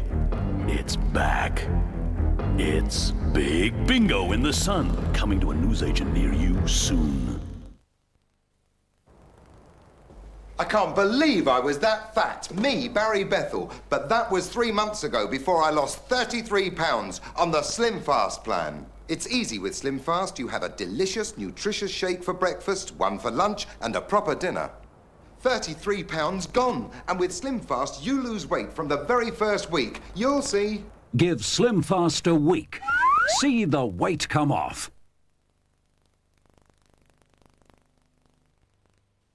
The ancestral tray. When he who is the chosen one shall tread upon the ancient path and battle there to overcome The forces of the dark. The Ancestral Trail, an epic story of myths, magic, and monsters. In each part, follow the trail to strange new lands and meet terrifying beasts. Use your monster cards and ancient map to solve the ultimate quest, victory over the forces of the dark. The Ancestral Trail. Hiya, it's me again. There's a lot of surprises, so come on in. There's fantastic bargains and over 200 famous name beds. This one's half price and only £189. And amazing bargains on over 3,000 carpets, many at half price. So get down to Allied this week and really surprise yourself. Heartburn, acid indigestion, trapped wind. Andrew's antacid tablets help relieve 3 kinds of indigestion. They fizz pleasantly on the tongue, and 2 tablets can neutralize the acid in 5 lemons. When it comes to the acid test, Andrew's antacid tablets help relieve 3 kinds of indigestion. Suck 'em and see. Keep calm. Nobody panic. Yes, looks like an insurance job. You only find out how good an insurance company is when you make a claim. With Direct Line, you deal with a human being, not a blank form. Call Direct Line on 081 686 2468. Rumbelows are having a sale. And you can't buy this cheaper anywhere else. Rumbelows sale, now on.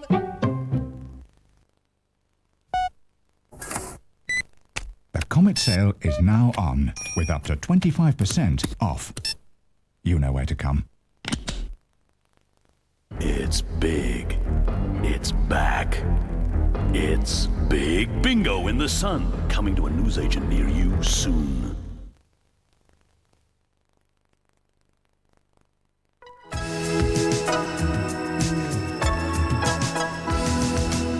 Hello, welcome back. And it's time to say hello to Paul Gambaccini for the last time. Oh, I don't think so. We'll see each other in the cinema, I'm sure, at some time. We certainly will. That's right. But first, before our top 10 films in the last 10 years, our personal Oscars, you could call them Gambos. Our supporting players did very well in lead roles too, but found special distinction in character parts. Best Supporting Actress, Judy Davis, particularly recently for Naked Lunch and Woody Allen's Husbands and Wives. Best Supporting Actor, Gene Hackman for Postcards from the Edge, Woody Allen's Another Woman, and recently Clint Eastwood's Unforgiven. Watch for an Oscar nomination for that one. Our Best Actress of the past 10 years, replacing La Streep, must be Jodie Foster.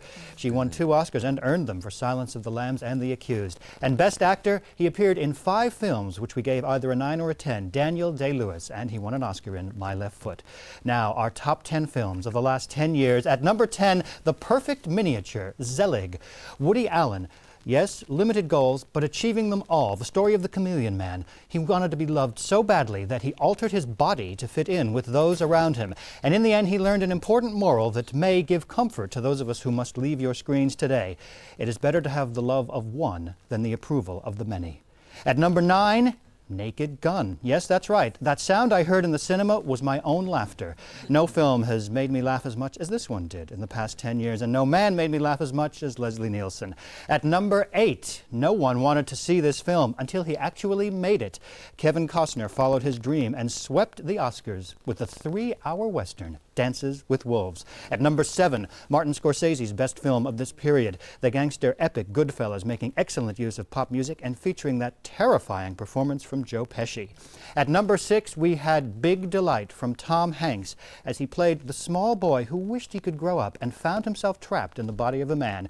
We feel like that often when we're reviewing films. At number 5, Who Framed Roger Rabbit? Congratulations to Richard Williams and his Camden Town team of animators who brought some of our all-time favorites to the screen. And congratulations to Bob Hoskins with an unusual acting chore to play opposite someone who wasn't there and was drawn in afterwards. Also thanks to Robert Zemeckis and Steven Spielberg for bringing back quality animation leading to the Disney revival, which we're seeing now with Beauty and the Beast.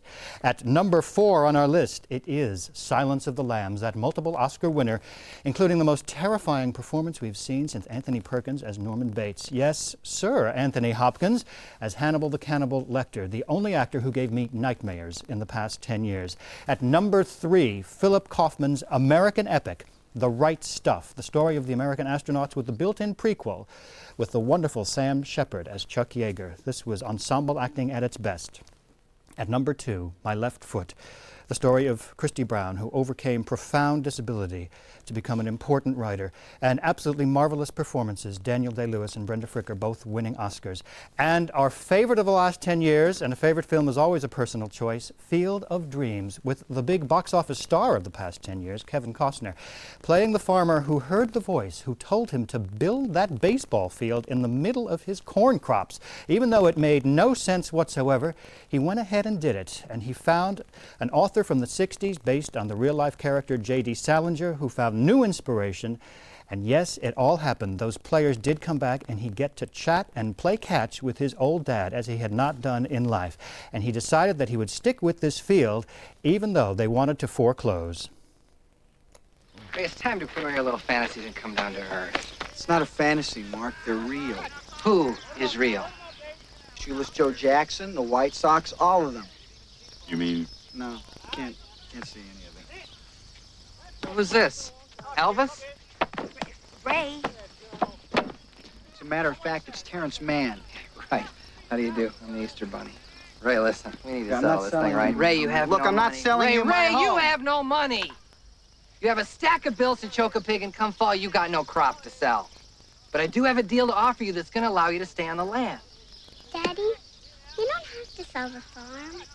Let us buy you out. We'll leave the house. You can live on it rent-free as long as you want. What about the baseball field? Ray, do you realize how much this land is worth? Yeah. 2,200 an acre. And you gotta realize we can't keep a useless baseball diamond in the middle of rich farmland. Read my lips, Mark. We're staying, all right? We're staying. Because he knew the secret. If you have a dream, hard work, love, effort will get you that dream. The girl was right. She said people will come, and they did come. That's what happened here, too, at TVAM. A dream by people like Bruce Gingell. Hard work, effort, love, it came true. In these 10 years, we reviewed everything about cinema except the audience, and that's you. And I now want to thank you for the opportunity to share my enthusiasm for the medium we love so much. This is a chance for which I would have given years of my life, but fortunately that was not one of the terms of my contract. As an audience, you have rated a 10. Oh, that's lovely. Brilliant. Well done, Gambo. Gambo. That's absolutely smashing. Cheers. True. What was I mean, your favourites in there? What did you Well, think? we've got to say something about Gambo here, because we mentioned it the other day, didn't we? But I have lost count of the big names, and Clive and Rory and Bobby here, who sat next to Gambo as he's doing his film reviews, and they start to look at the cameras for the autocue, for the script. And it's not there. Not because everybody uses autocue, Yeah. but you have a detailed synopsis of every film. You know the one person How do actually... you do it, though? I mean, do you learn it off by heart, or what? Have you got a Well, photographic you're memory? talking to people about things that you're interested in, Right. that you love. Sure. That helps. But also, the actual secret, if there is any, is it's last thing at night before I go to sleep. I just think it through once. Right. And then first thing in the morning when I'm shaving. And because it's been breakfast television, all the pressures of the day haven't entered into your mind yet. So you're only thinking about that. So it is a pure product. Don't you ever have a hangover? No, I'm afraid not. You know, the one person who did interest me with these comments, though, was Jesse Jackson. We went to the first film clip, and he said, "How do you do that? How do you ad lib?" And I thought, I can't believe it. Here is the great orator. But his speeches were memorized. They weren't ad I libs. once used to see the greatest juggler in the world. His name was Senor Wences, and he used to open the show for Danny Kaye. And he could juggle 12 things at once, including the bathroom suite. You know? And while he was doing it, he would say, "Easy for me, difficult for you." Paul saying it's easy for him, it's bloody difficult for us. Absolutely. What about triumphs and turkeys, as far as you're concerned, either film or even television, maybe? You've got to be honest about movies. You've got to be honest about something in your life. And I have to be honest about my favourite. My favourite movie is the one I want to see again and again and again and again. Which is it? Go on. Terminator 1. Terminator 1? Oh, no, Terminator 2. Not Terminator, no, not Terminator 2. Terminator 2 Terminator 2 is a turkey. Terminator 2 is like a franchise round. It spends more money for less effect. Spend more, less effect. Terminator 1 is perfect. Is that the one with John Harvey Jones? Oh no, sorry, it's Trouble. You know, sort of big fat bloke who goes and blasts industries. It's the same thing, isn't it? It's a perfectly crafted movie. It happens to be an intellectual zero. I mean, it has no mental existence. So why am I watching it? I ask myself, maybe I'm as stupid as it is. You know? Maybe there's something about Arnold Schwarzenegger. You know, he's not the first Austrian who dreamed of conquering the world. But the difference between Arnie and Adolf is that Arnie knows how to do it. You know? And he'll be back. Clive saying, "I'll be back." What about you, Rory? Triumphs or turkeys that you remember? Who happens to love? Oh, the ones that stick out. It's always very difficult to find with lists because it sort of goes. It's like Barry Norman says. I think films you need about 20 or 30 years of gap until you can tell whether a film's really great or not. I mean, I saw Casablanca the other day. I know that was made years and years ago, but I've never seen the full sort of cinema version of it. It's brilliant. There's just so much going on. The Elephant Man, since Sir Anthony Hopkins has got his knighthood today, I think that was. Does that fall in the last 10 years? And Sir David Frost, we must mention. No, you mentioned. He's in the Elephant Man. Yeah. Is he in the Elephant Man? Yes. Yes. You pick up the paper and they say, "Oh, that horrific man who eats people for breakfast has won a knighthood." And oh, congratulations, David Frost. Oh no, it's Andy Potter. Oh, sorry, the big one. You've been so kind. Bobby. No, but he'll be back in the new year. I'll be back. Don't forget. Watch me on Sunday mornings. Well, we'll miss the I'm doing old that fella. show as well. Yeah. Actually, we'll be doing that in the new year. Are you? Good. Bobby, what about you? Do you get out and about and watch the films? Or I have a favourite film. My favourite film is Robert Redford in The Natural. Do you ever see that one? Based on baseball. More baseball. Yeah. You guys are baseball crazy. It's not so much the actual thing about baseball. It's just the whole. I like soppy films. It's a good movie, actually. It's a super film. I can find myself watching that. I love Field of Dreams. I love that film. You know, a lot of people not so keen, but I love Field of Dreams. And the worst one I saw recently was Basket Case. Did you ever see that? No. It's the head with little hands, and it jumped out this basket and ate people. And it was, I nominate Rutger Hauer in The Jugger as the worst film I've ever seen. Well, nominate Rutger Hauer in Blade Runner as the best film Oh, ever. that was a good movie. That was a good movie. That was a That's wonderful my favourite film. movie of the Yeah. What about any specific fears for the future in terms of cinema, or is cinema gone the way of television? Do you think marketing is all, or the movies can't get any worse? That's a great comfort. Unless they actually start killing people on screen, actual snuff movies, the movies can't get any worse. So from here on, it goes up. I think that's the good news. Things have bottomed out. They couldn't possibly be more. The real trouble with movies is that the effects are getting so good that the people making them are forgetting they're creating reality, not illusion. The reason why I hated the second Indiana Jones movie is that it was made by directors who were brought up with lousy serials and enjoyed all those bad special effects. But these guys are creating good special effects. So when they make movies and somebody tears somebody's brains out, the kids watching it think somebody's brains are getting torn out. Yeah. The movies are just simply too powerful. And I've seen children. What terrifies me is I've got my hands over my eyes, but when I peek through my fingers, I see children looking at the screen like this. You see. They're used to it. That's the thing. About 10 years ago, we were sort of thinking, why isn't anyone going to the cinema? But now the cinemas are packed again, aren't they? I mean, but that's the question. Is what are they watching? The dangerous anaesthetic that Clive's speaking about. Absolutely, that's the point. We've got to break off just for a moment. We'll chat more later, but thanks for the moment for joining us. Gambo, as ever, thank you. You're a little genius. That's a fact. Come see my new film, Tootsie 2. You've just lost the franchise, Davro. Right, we'll take a break now. After the break, Jimmy Greaves with the best TV of the past 10 years.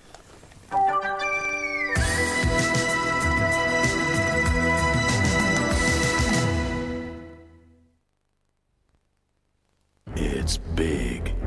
It's back. It's Big Bingo in the Sun, coming to a newsagent near you soon. The New Year's here, so let's celebrate. At the Allied sale tomorrow, there's a lot of big surprises for everyone. Amazingly low-priced velvet curtains from only $9.99. And fabulous half-price offers on suites from only £499. And big surprise bargains on over 3,000 carpets like this one, half price at only $3.99 per square yard. So get down to Allied this week and really surprise yourself.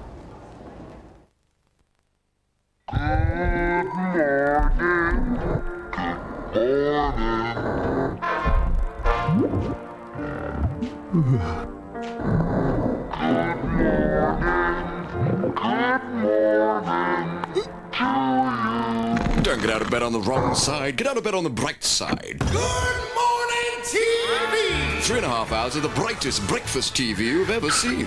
Good morning to you. We were possibly the fattest teachers in Great Britain. That was us, believe it or not, Michael and Sheena Osborne. Before we lost 66 pounds in just 3 months on the Slim Fast plan. It's easy with Slim Fast. You have a delicious, nutritious shake for breakfast, one for lunch, and a proper dinner. I lost 30 pounds with Slim Fast. And I lost 36. And we've never felt fitter. And you can do it too, with Slim Fast. Give Slim Fast a week. See the weight come off. You'll find massive savings at the Argos sale. Now on. Oof.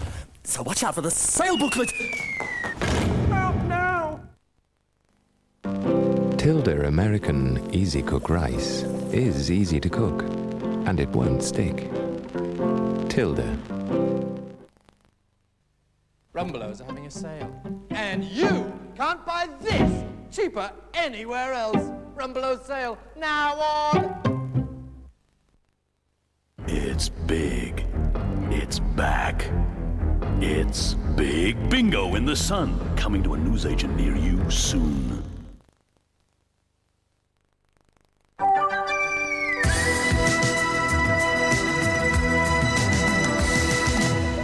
You're all sacked. Fools.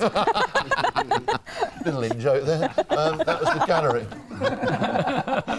That's good. Good. Jimmy Greaves, one of TVM's great favourites, is Michael, here. how are you? How are you? Very well, and it's great to be here. And how auspicious that sat next to Jimmy Greaves is There's Jimmy Greaves, a second, and there's another one. It's been a funny old decade. It has been a funny old decade, Rory. What were the high spots for you? Well, not a lot actually, mate. Come on, Greaser, you crack me up. No, Saint, that's wind, does that?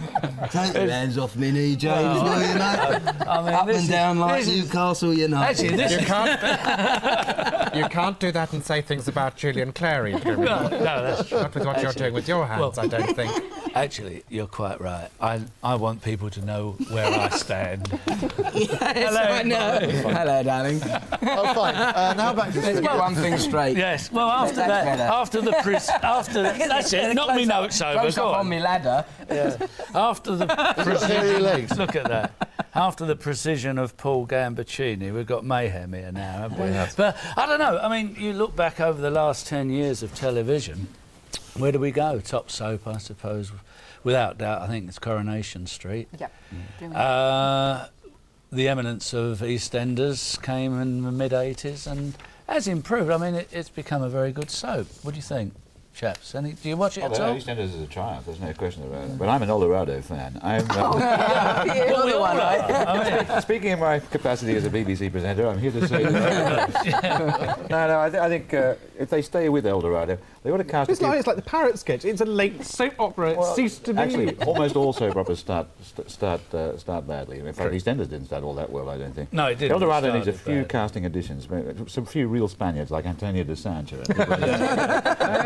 She could be a waitress in it. If I was recasting it's interesting point. It's an interesting point because you working for the BBC. The BBC can actually afford to allow it to. I don't think anyone could afford a turkey. The trouble is people make honest mistakes. Nobody ever set out to make a bad program. It's something that critics often forget. You put your heart and soul into it, and then it's up there on the screen and it doesn't work. So what do? You jump off a cliff. That's what you do. Well, you do. And then you've got to fix it, and fixing it is expensive. But even is the fixing working? It doesn't look to me as if it is. Well, I think it's better. I was very sorry to see Fizz go. I'm intruding her into territory here. No, you're not, Clive, because it's the end of the show and we can't go anywhere after this one. Why were you sorry to see Fizz go? I like Fizz. Fizz wasn't the greatest actress in the world. In fact, the tendency in the long shots to swing her hands like a schoolgirl. but I kind of liked her, you know. I liked you grew to like. Are we talking about a pure love here? Or? Oh, the love for people on screen is never pure. The fact is, you have carnal relationships with all of them. Don't you find? I mean, even with these guys. Yeah. Absolutely. Please, James, please. Absolutely. so we are agreed that Coronation Street was the best soap. Eldorado will get more viewing figures in the winter, I think. I think the Bills maintain a very high standard. The Bill is very. I mean, there's lots of them. Casualty is superb. That's a great.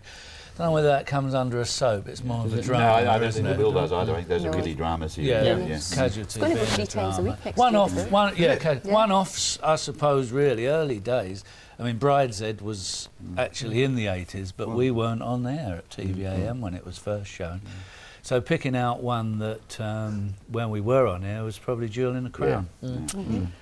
I don't think anyone's ever matched that since. You've selected, though, a programme that's maintained an incredibly high level of consistency and so on. It has. And it was again, I thought at Christmas, one of the best. Yeah, it began in 1981,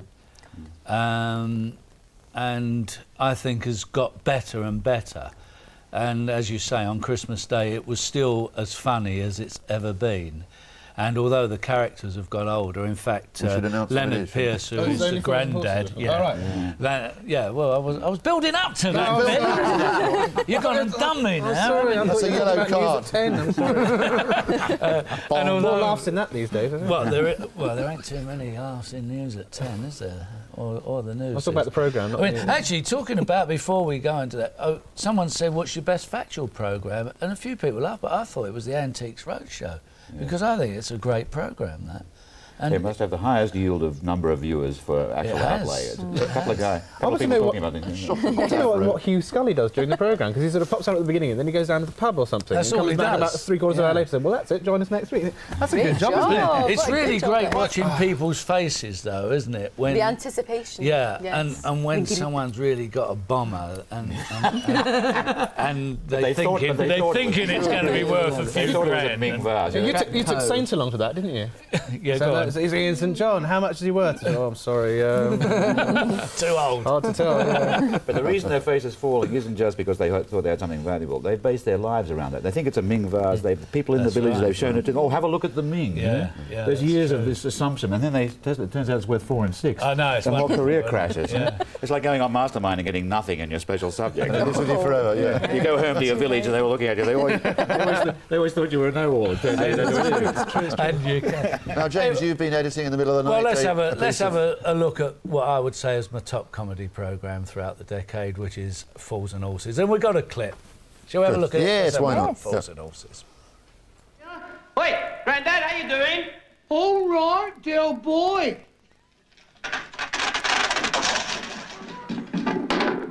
I found it, Dale.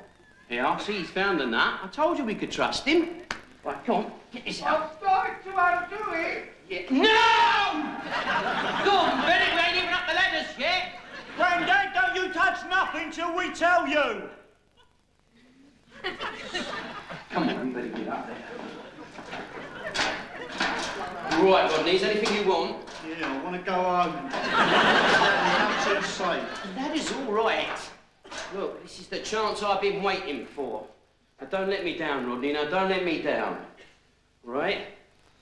All right, Grandad, we're ready. You can start undoing it now. He's coming, dear boy.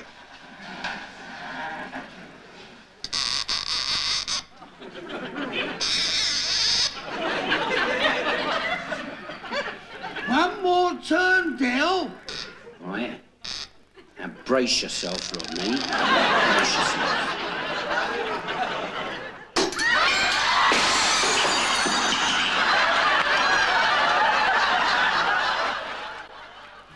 Great clip, Good that. stuff. Very Yes. fun. Very, very good. Top Cop, Inspector Morse, absolutely brilliant. I think Frost is coming up to scratch. Sir David Frost? Not Sir David, no. Frost with David Jason. But Morse is absolutely superb, and there's a new series that starts in the new year. Do not miss it, whatever you do. What are you doing, Clive? It's called Fame in the 20th Century, Jimmy, and I've been working on it for 2 years, and it's going out on Wednesday nights, and the first 3 shows go out opposite Inspector Morse. Oh, that is.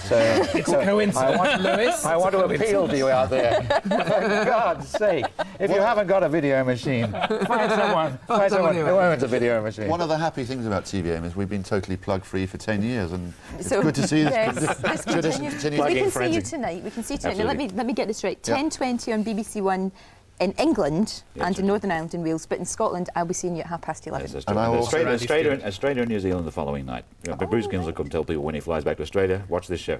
Right. And it leads up to midnight, and then we have a few minutes after midnight for the big surprise. Don't miss that big surprise. We will not miss it. We'll be there. I'll be unconscious, I'm afraid. And you're, of course, the morning after the year before, is That's it? 10 o'clock Channel 4. tomorrow night, the first on Channel 4, 10 o'clock. I hope John Mader watches that. I'd like to hear There's no doubt. it. Bobby Goldilocks, thank you for appearing in your... At Wimbledon Theatre, I'll have the plugs. It's wonderful lovely. to see you, James. Wimbledon Theatre till the end of January. Come and see it. 2 shows a day It's today. been a typical TVM edition in which you sat there with a skirt and hairy knees taking part in a serious conversation with no comment. Scored again. Jimmy, as ever, thank you. Thank you very much, James. Time to have the weather with Nikki. Good morning, Nikki.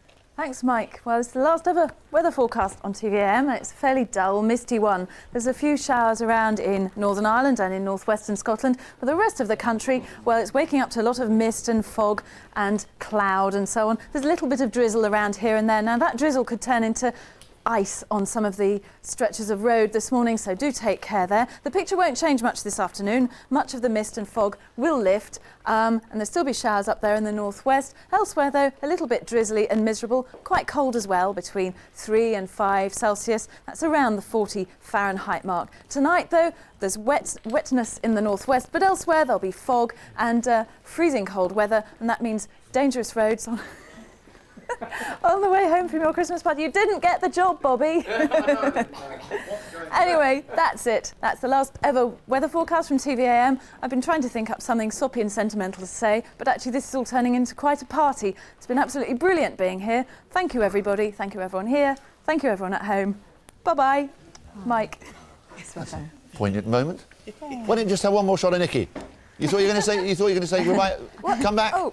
Oh, it's off. No, I see you're on. Not goodbye, just au revoir. Yeah. Nikki, thanks for being with us through all the years. You've been a very affable, amiable, splendid colleague. Thank you too. The same Come back at the applies, end, you might Mike. get a free drink.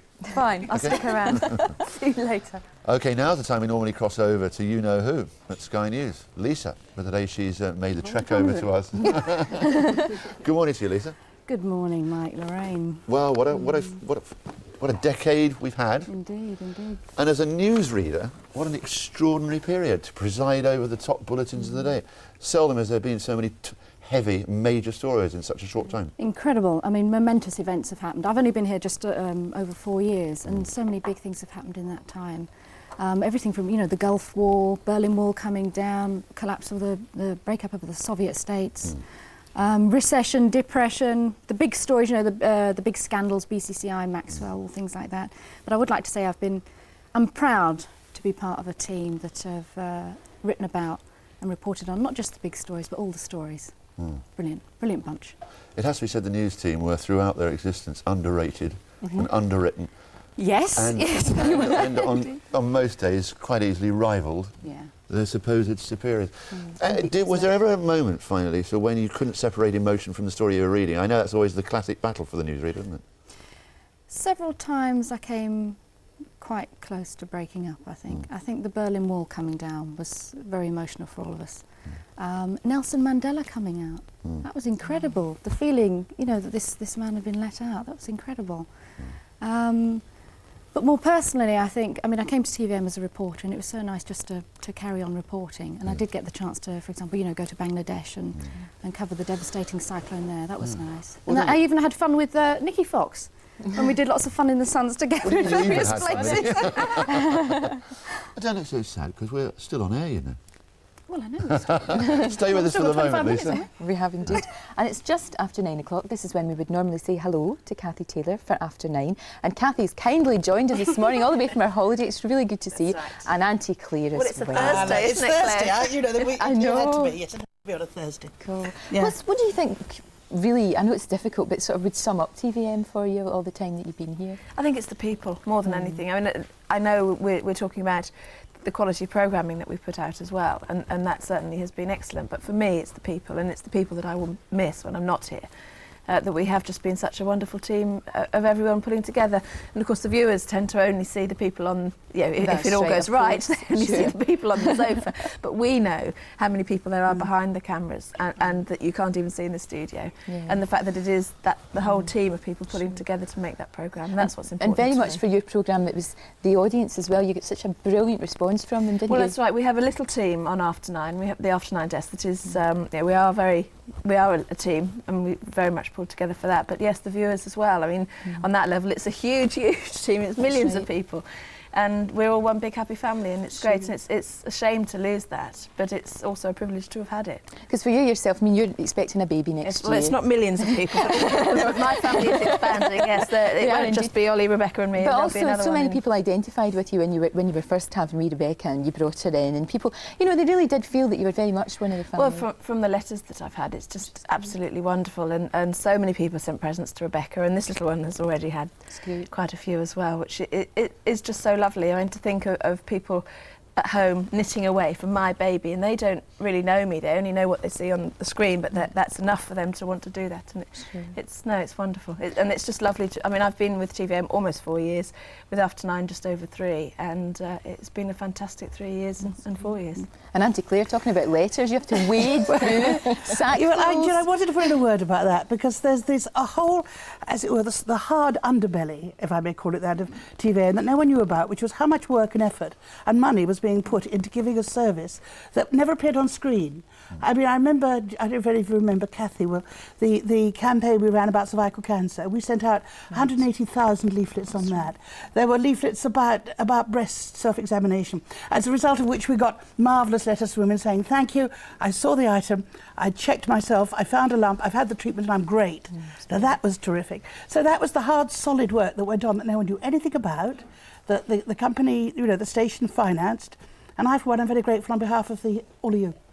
Because there was tremendous service that was given. I was allowed to be at the front and sort of dish it out, but it was both hugely popular, and the Dare One mentioned ratings, but the ratings showed that. Oh, that's nice. And one thing about Kathy, I think you'd agree, Claire, but he says, is she as nice as she seems? And the answer is sickening. Yes, she is as nice as she seems. She is. Can we say the same thing about Mike, I asked myself? Now, we're fed up working here, Lorraine. I do have to say, I mean, I started off presenting with Mike in the spot that Lorraine's sitting now, and I didn't think I could get any higher. I'm not sure that I did on After 9, because it was sometimes a little bit lonely there by myself. But Mike, it was the first 8 months on TVM with you were great. Oh, and I learned a lot. I learned a lot. Thank you. But we're going to relax, Lorraine and I, now, because we've decided to let the ace reader. Ace reader out aloud. Off you go, Lisa. Listen, while all this lot have been working from the comfort of a nice soft sofa, I've been stuck in a box on a swivel chair. So today, last day I've been let out. Now, I've only been here for 4 years, but TVM has been on the air every day for 10 years. We reckon we've had nearly 30,000 guests on this sofa and reported from just about every country in the world. A lot of it was serious, but as you're about to see, an awful lot of it was just great fun. Here's our way of saying thank you to all the people who've helped us to make TVAM Britain's best.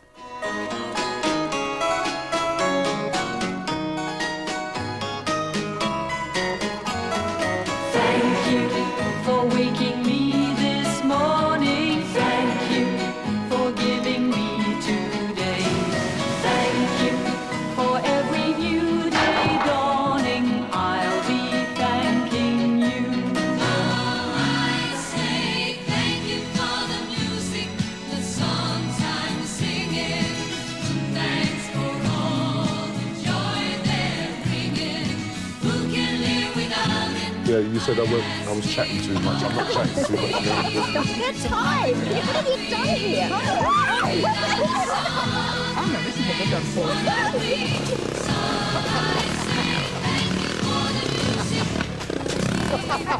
That's ridiculous. You're a complete lunatic. I'm not ashamed to say. Oh no. I hope it always will stay this way. I can see My it hat coming. is Thank off. you. Won't you stand up and take a bow? And if you threw a party, invited everyone you knew, well, you would see the biggest gift would be for me, and the card attached would say, This part. Did you find... thank you for being a friend. Hello. Hello. Thank you for being a friend. Hello. Thank you for being a friend. I wanna thank you. Let me tell you about a friend. I wanna thank you. Thank you for being a friend. I wanna thank you. Thank you for being a friend. I wanna thank you. Thank you for being a friend. Now thanks a million thanks to you for everything that love could bring. You brought me.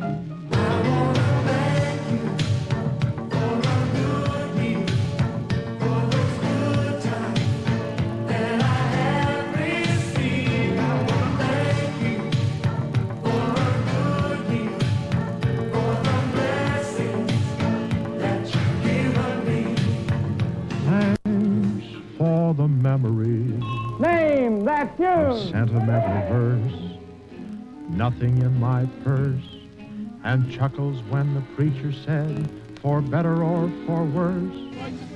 How lovely it was. Thanks for the memory of Schubert's serenade, little things of jade, and traffic jams and anagrams and bills we never paid. How lovely it was. Thank you very much for the Aintree Iron. Thank you very much. Thank you very, very, very much. Thank you very much for the Aintree Iron. Thank you very, very, very much. You can sweep the floor in the studio with it.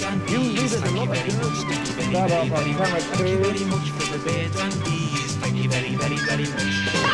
Thank you very much for the family circle. Thank you very much. Thank you very, very, very much. Thank you very much for the family circle. Thank you very much. Thank you very, very, very, very, very, very, very, very much. You don't know how much they all mean. They seem much better in my dreams. Oh, thank you very much indeed. Thank you very much for the Aintree Iron. Thank you very much. Thank you very, very, very much. Thank you very much for the Aintree Iron. Thank you very, very, very much.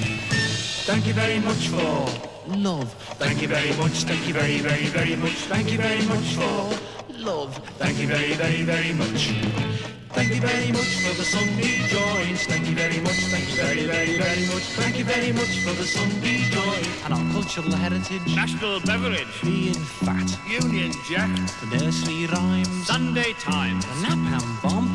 Everyone. Thank you very much. Thank you very, very, very, very, very, very, very, very much. Thank you very much for our gracious team. Thank you very much. Thank you very, very, very much. Thank you very much for our gracious team.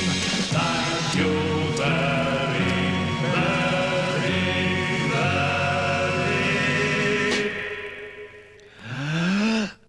much.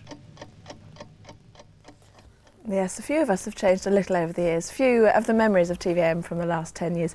Now, we thought we'd sort of go out with, just very quietly, it's time for some exercise with Lizzie, and she's just brought along 1 or 2 of her friends to help her in this last exercise workout. Here she is, Lizzie. Just 1 or 2. I mean, we've had great guests over the years. Are you ready, team? Take it away! Give yourselves a big clap. Arms up. Woo!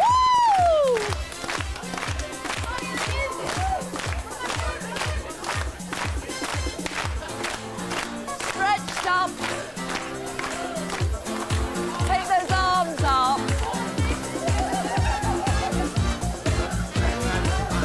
And clap again. Woo!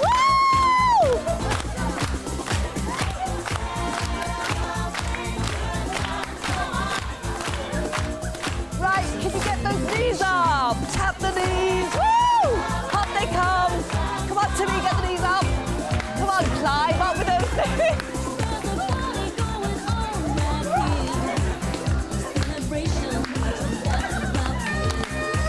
Right, reach up. Reach up. Woo! Right, come on, we'll do climbs one. This is climbs exercise.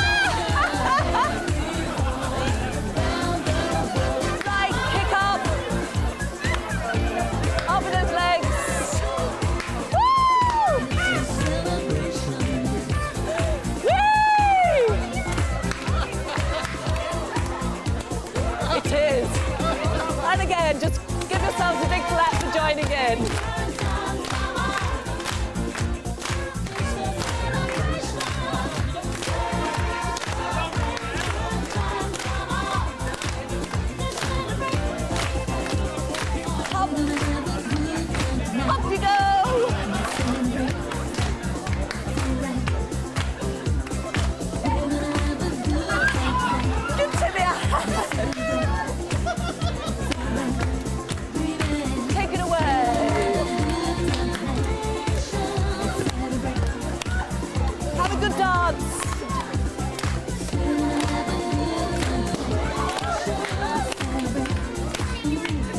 Not at all. Woo! The floor is so slippery.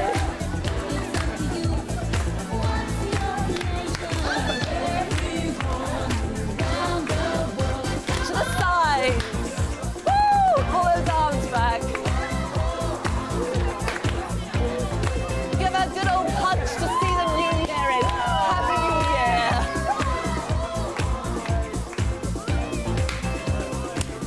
Give away.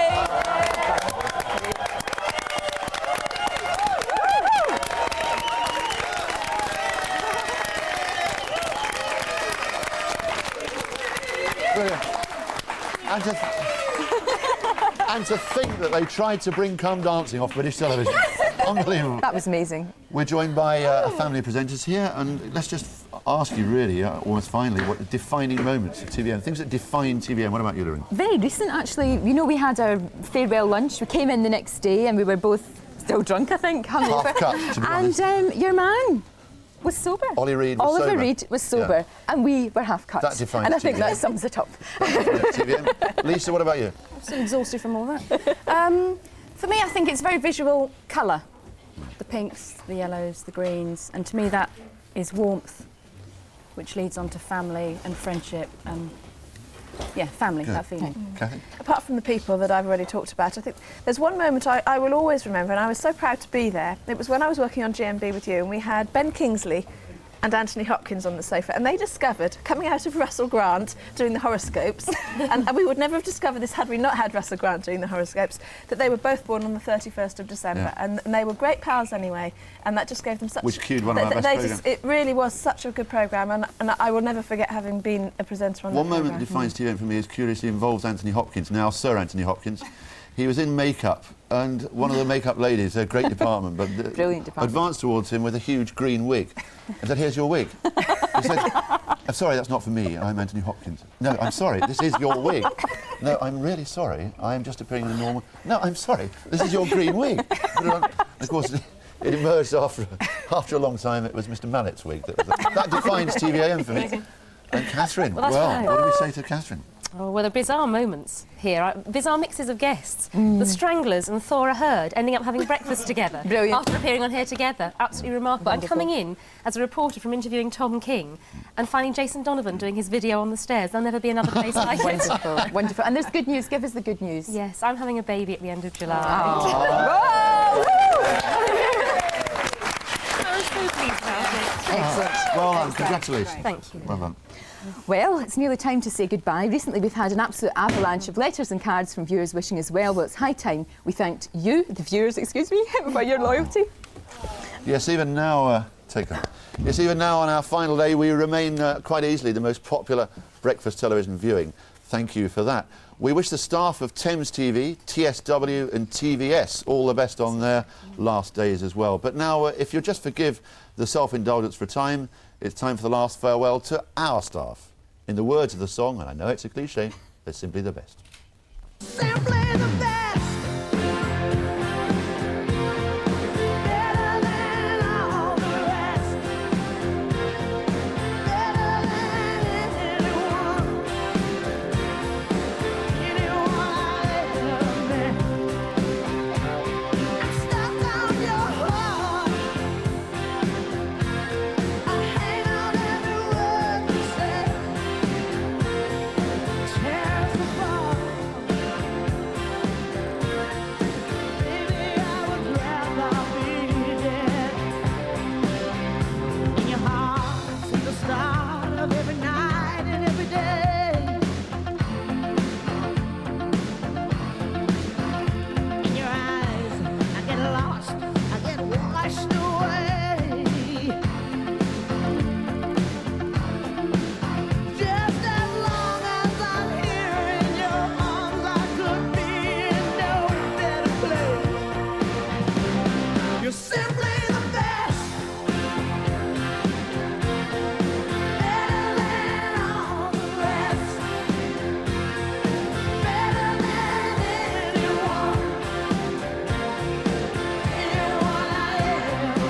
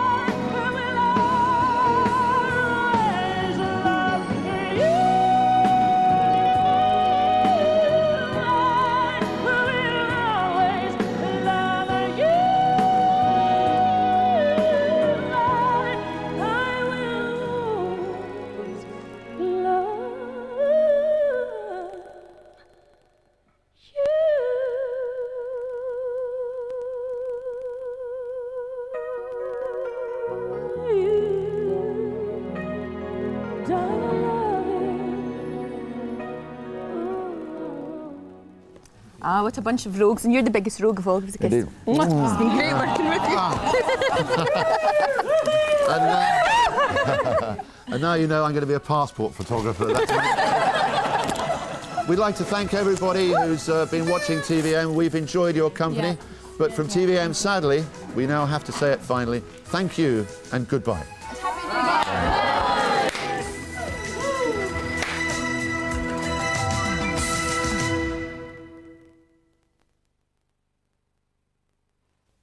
Apparently, these monsters in my pocket scare the pants off you. Ah! One free inside every packet of Wheatos.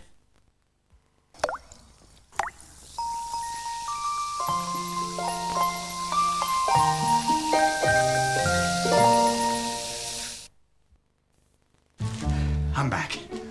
Hello, darling. What did you get? Chicken? Yo!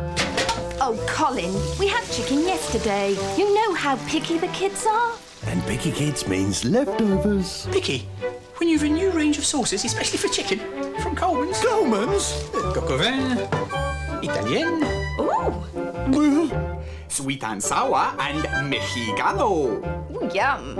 Oh, no. Can't see the kids being picky now, eh, George? Can we have chicken again tomorrow, Mum? Thanks, Coleman's. The new sauces for chicken range by George at Coleman's. The ancestral trail. When he who is the chosen one shall tread upon the ancient path and battle there to overcome The forces of the dark. The ancestral trail, an epic story of myths, magic.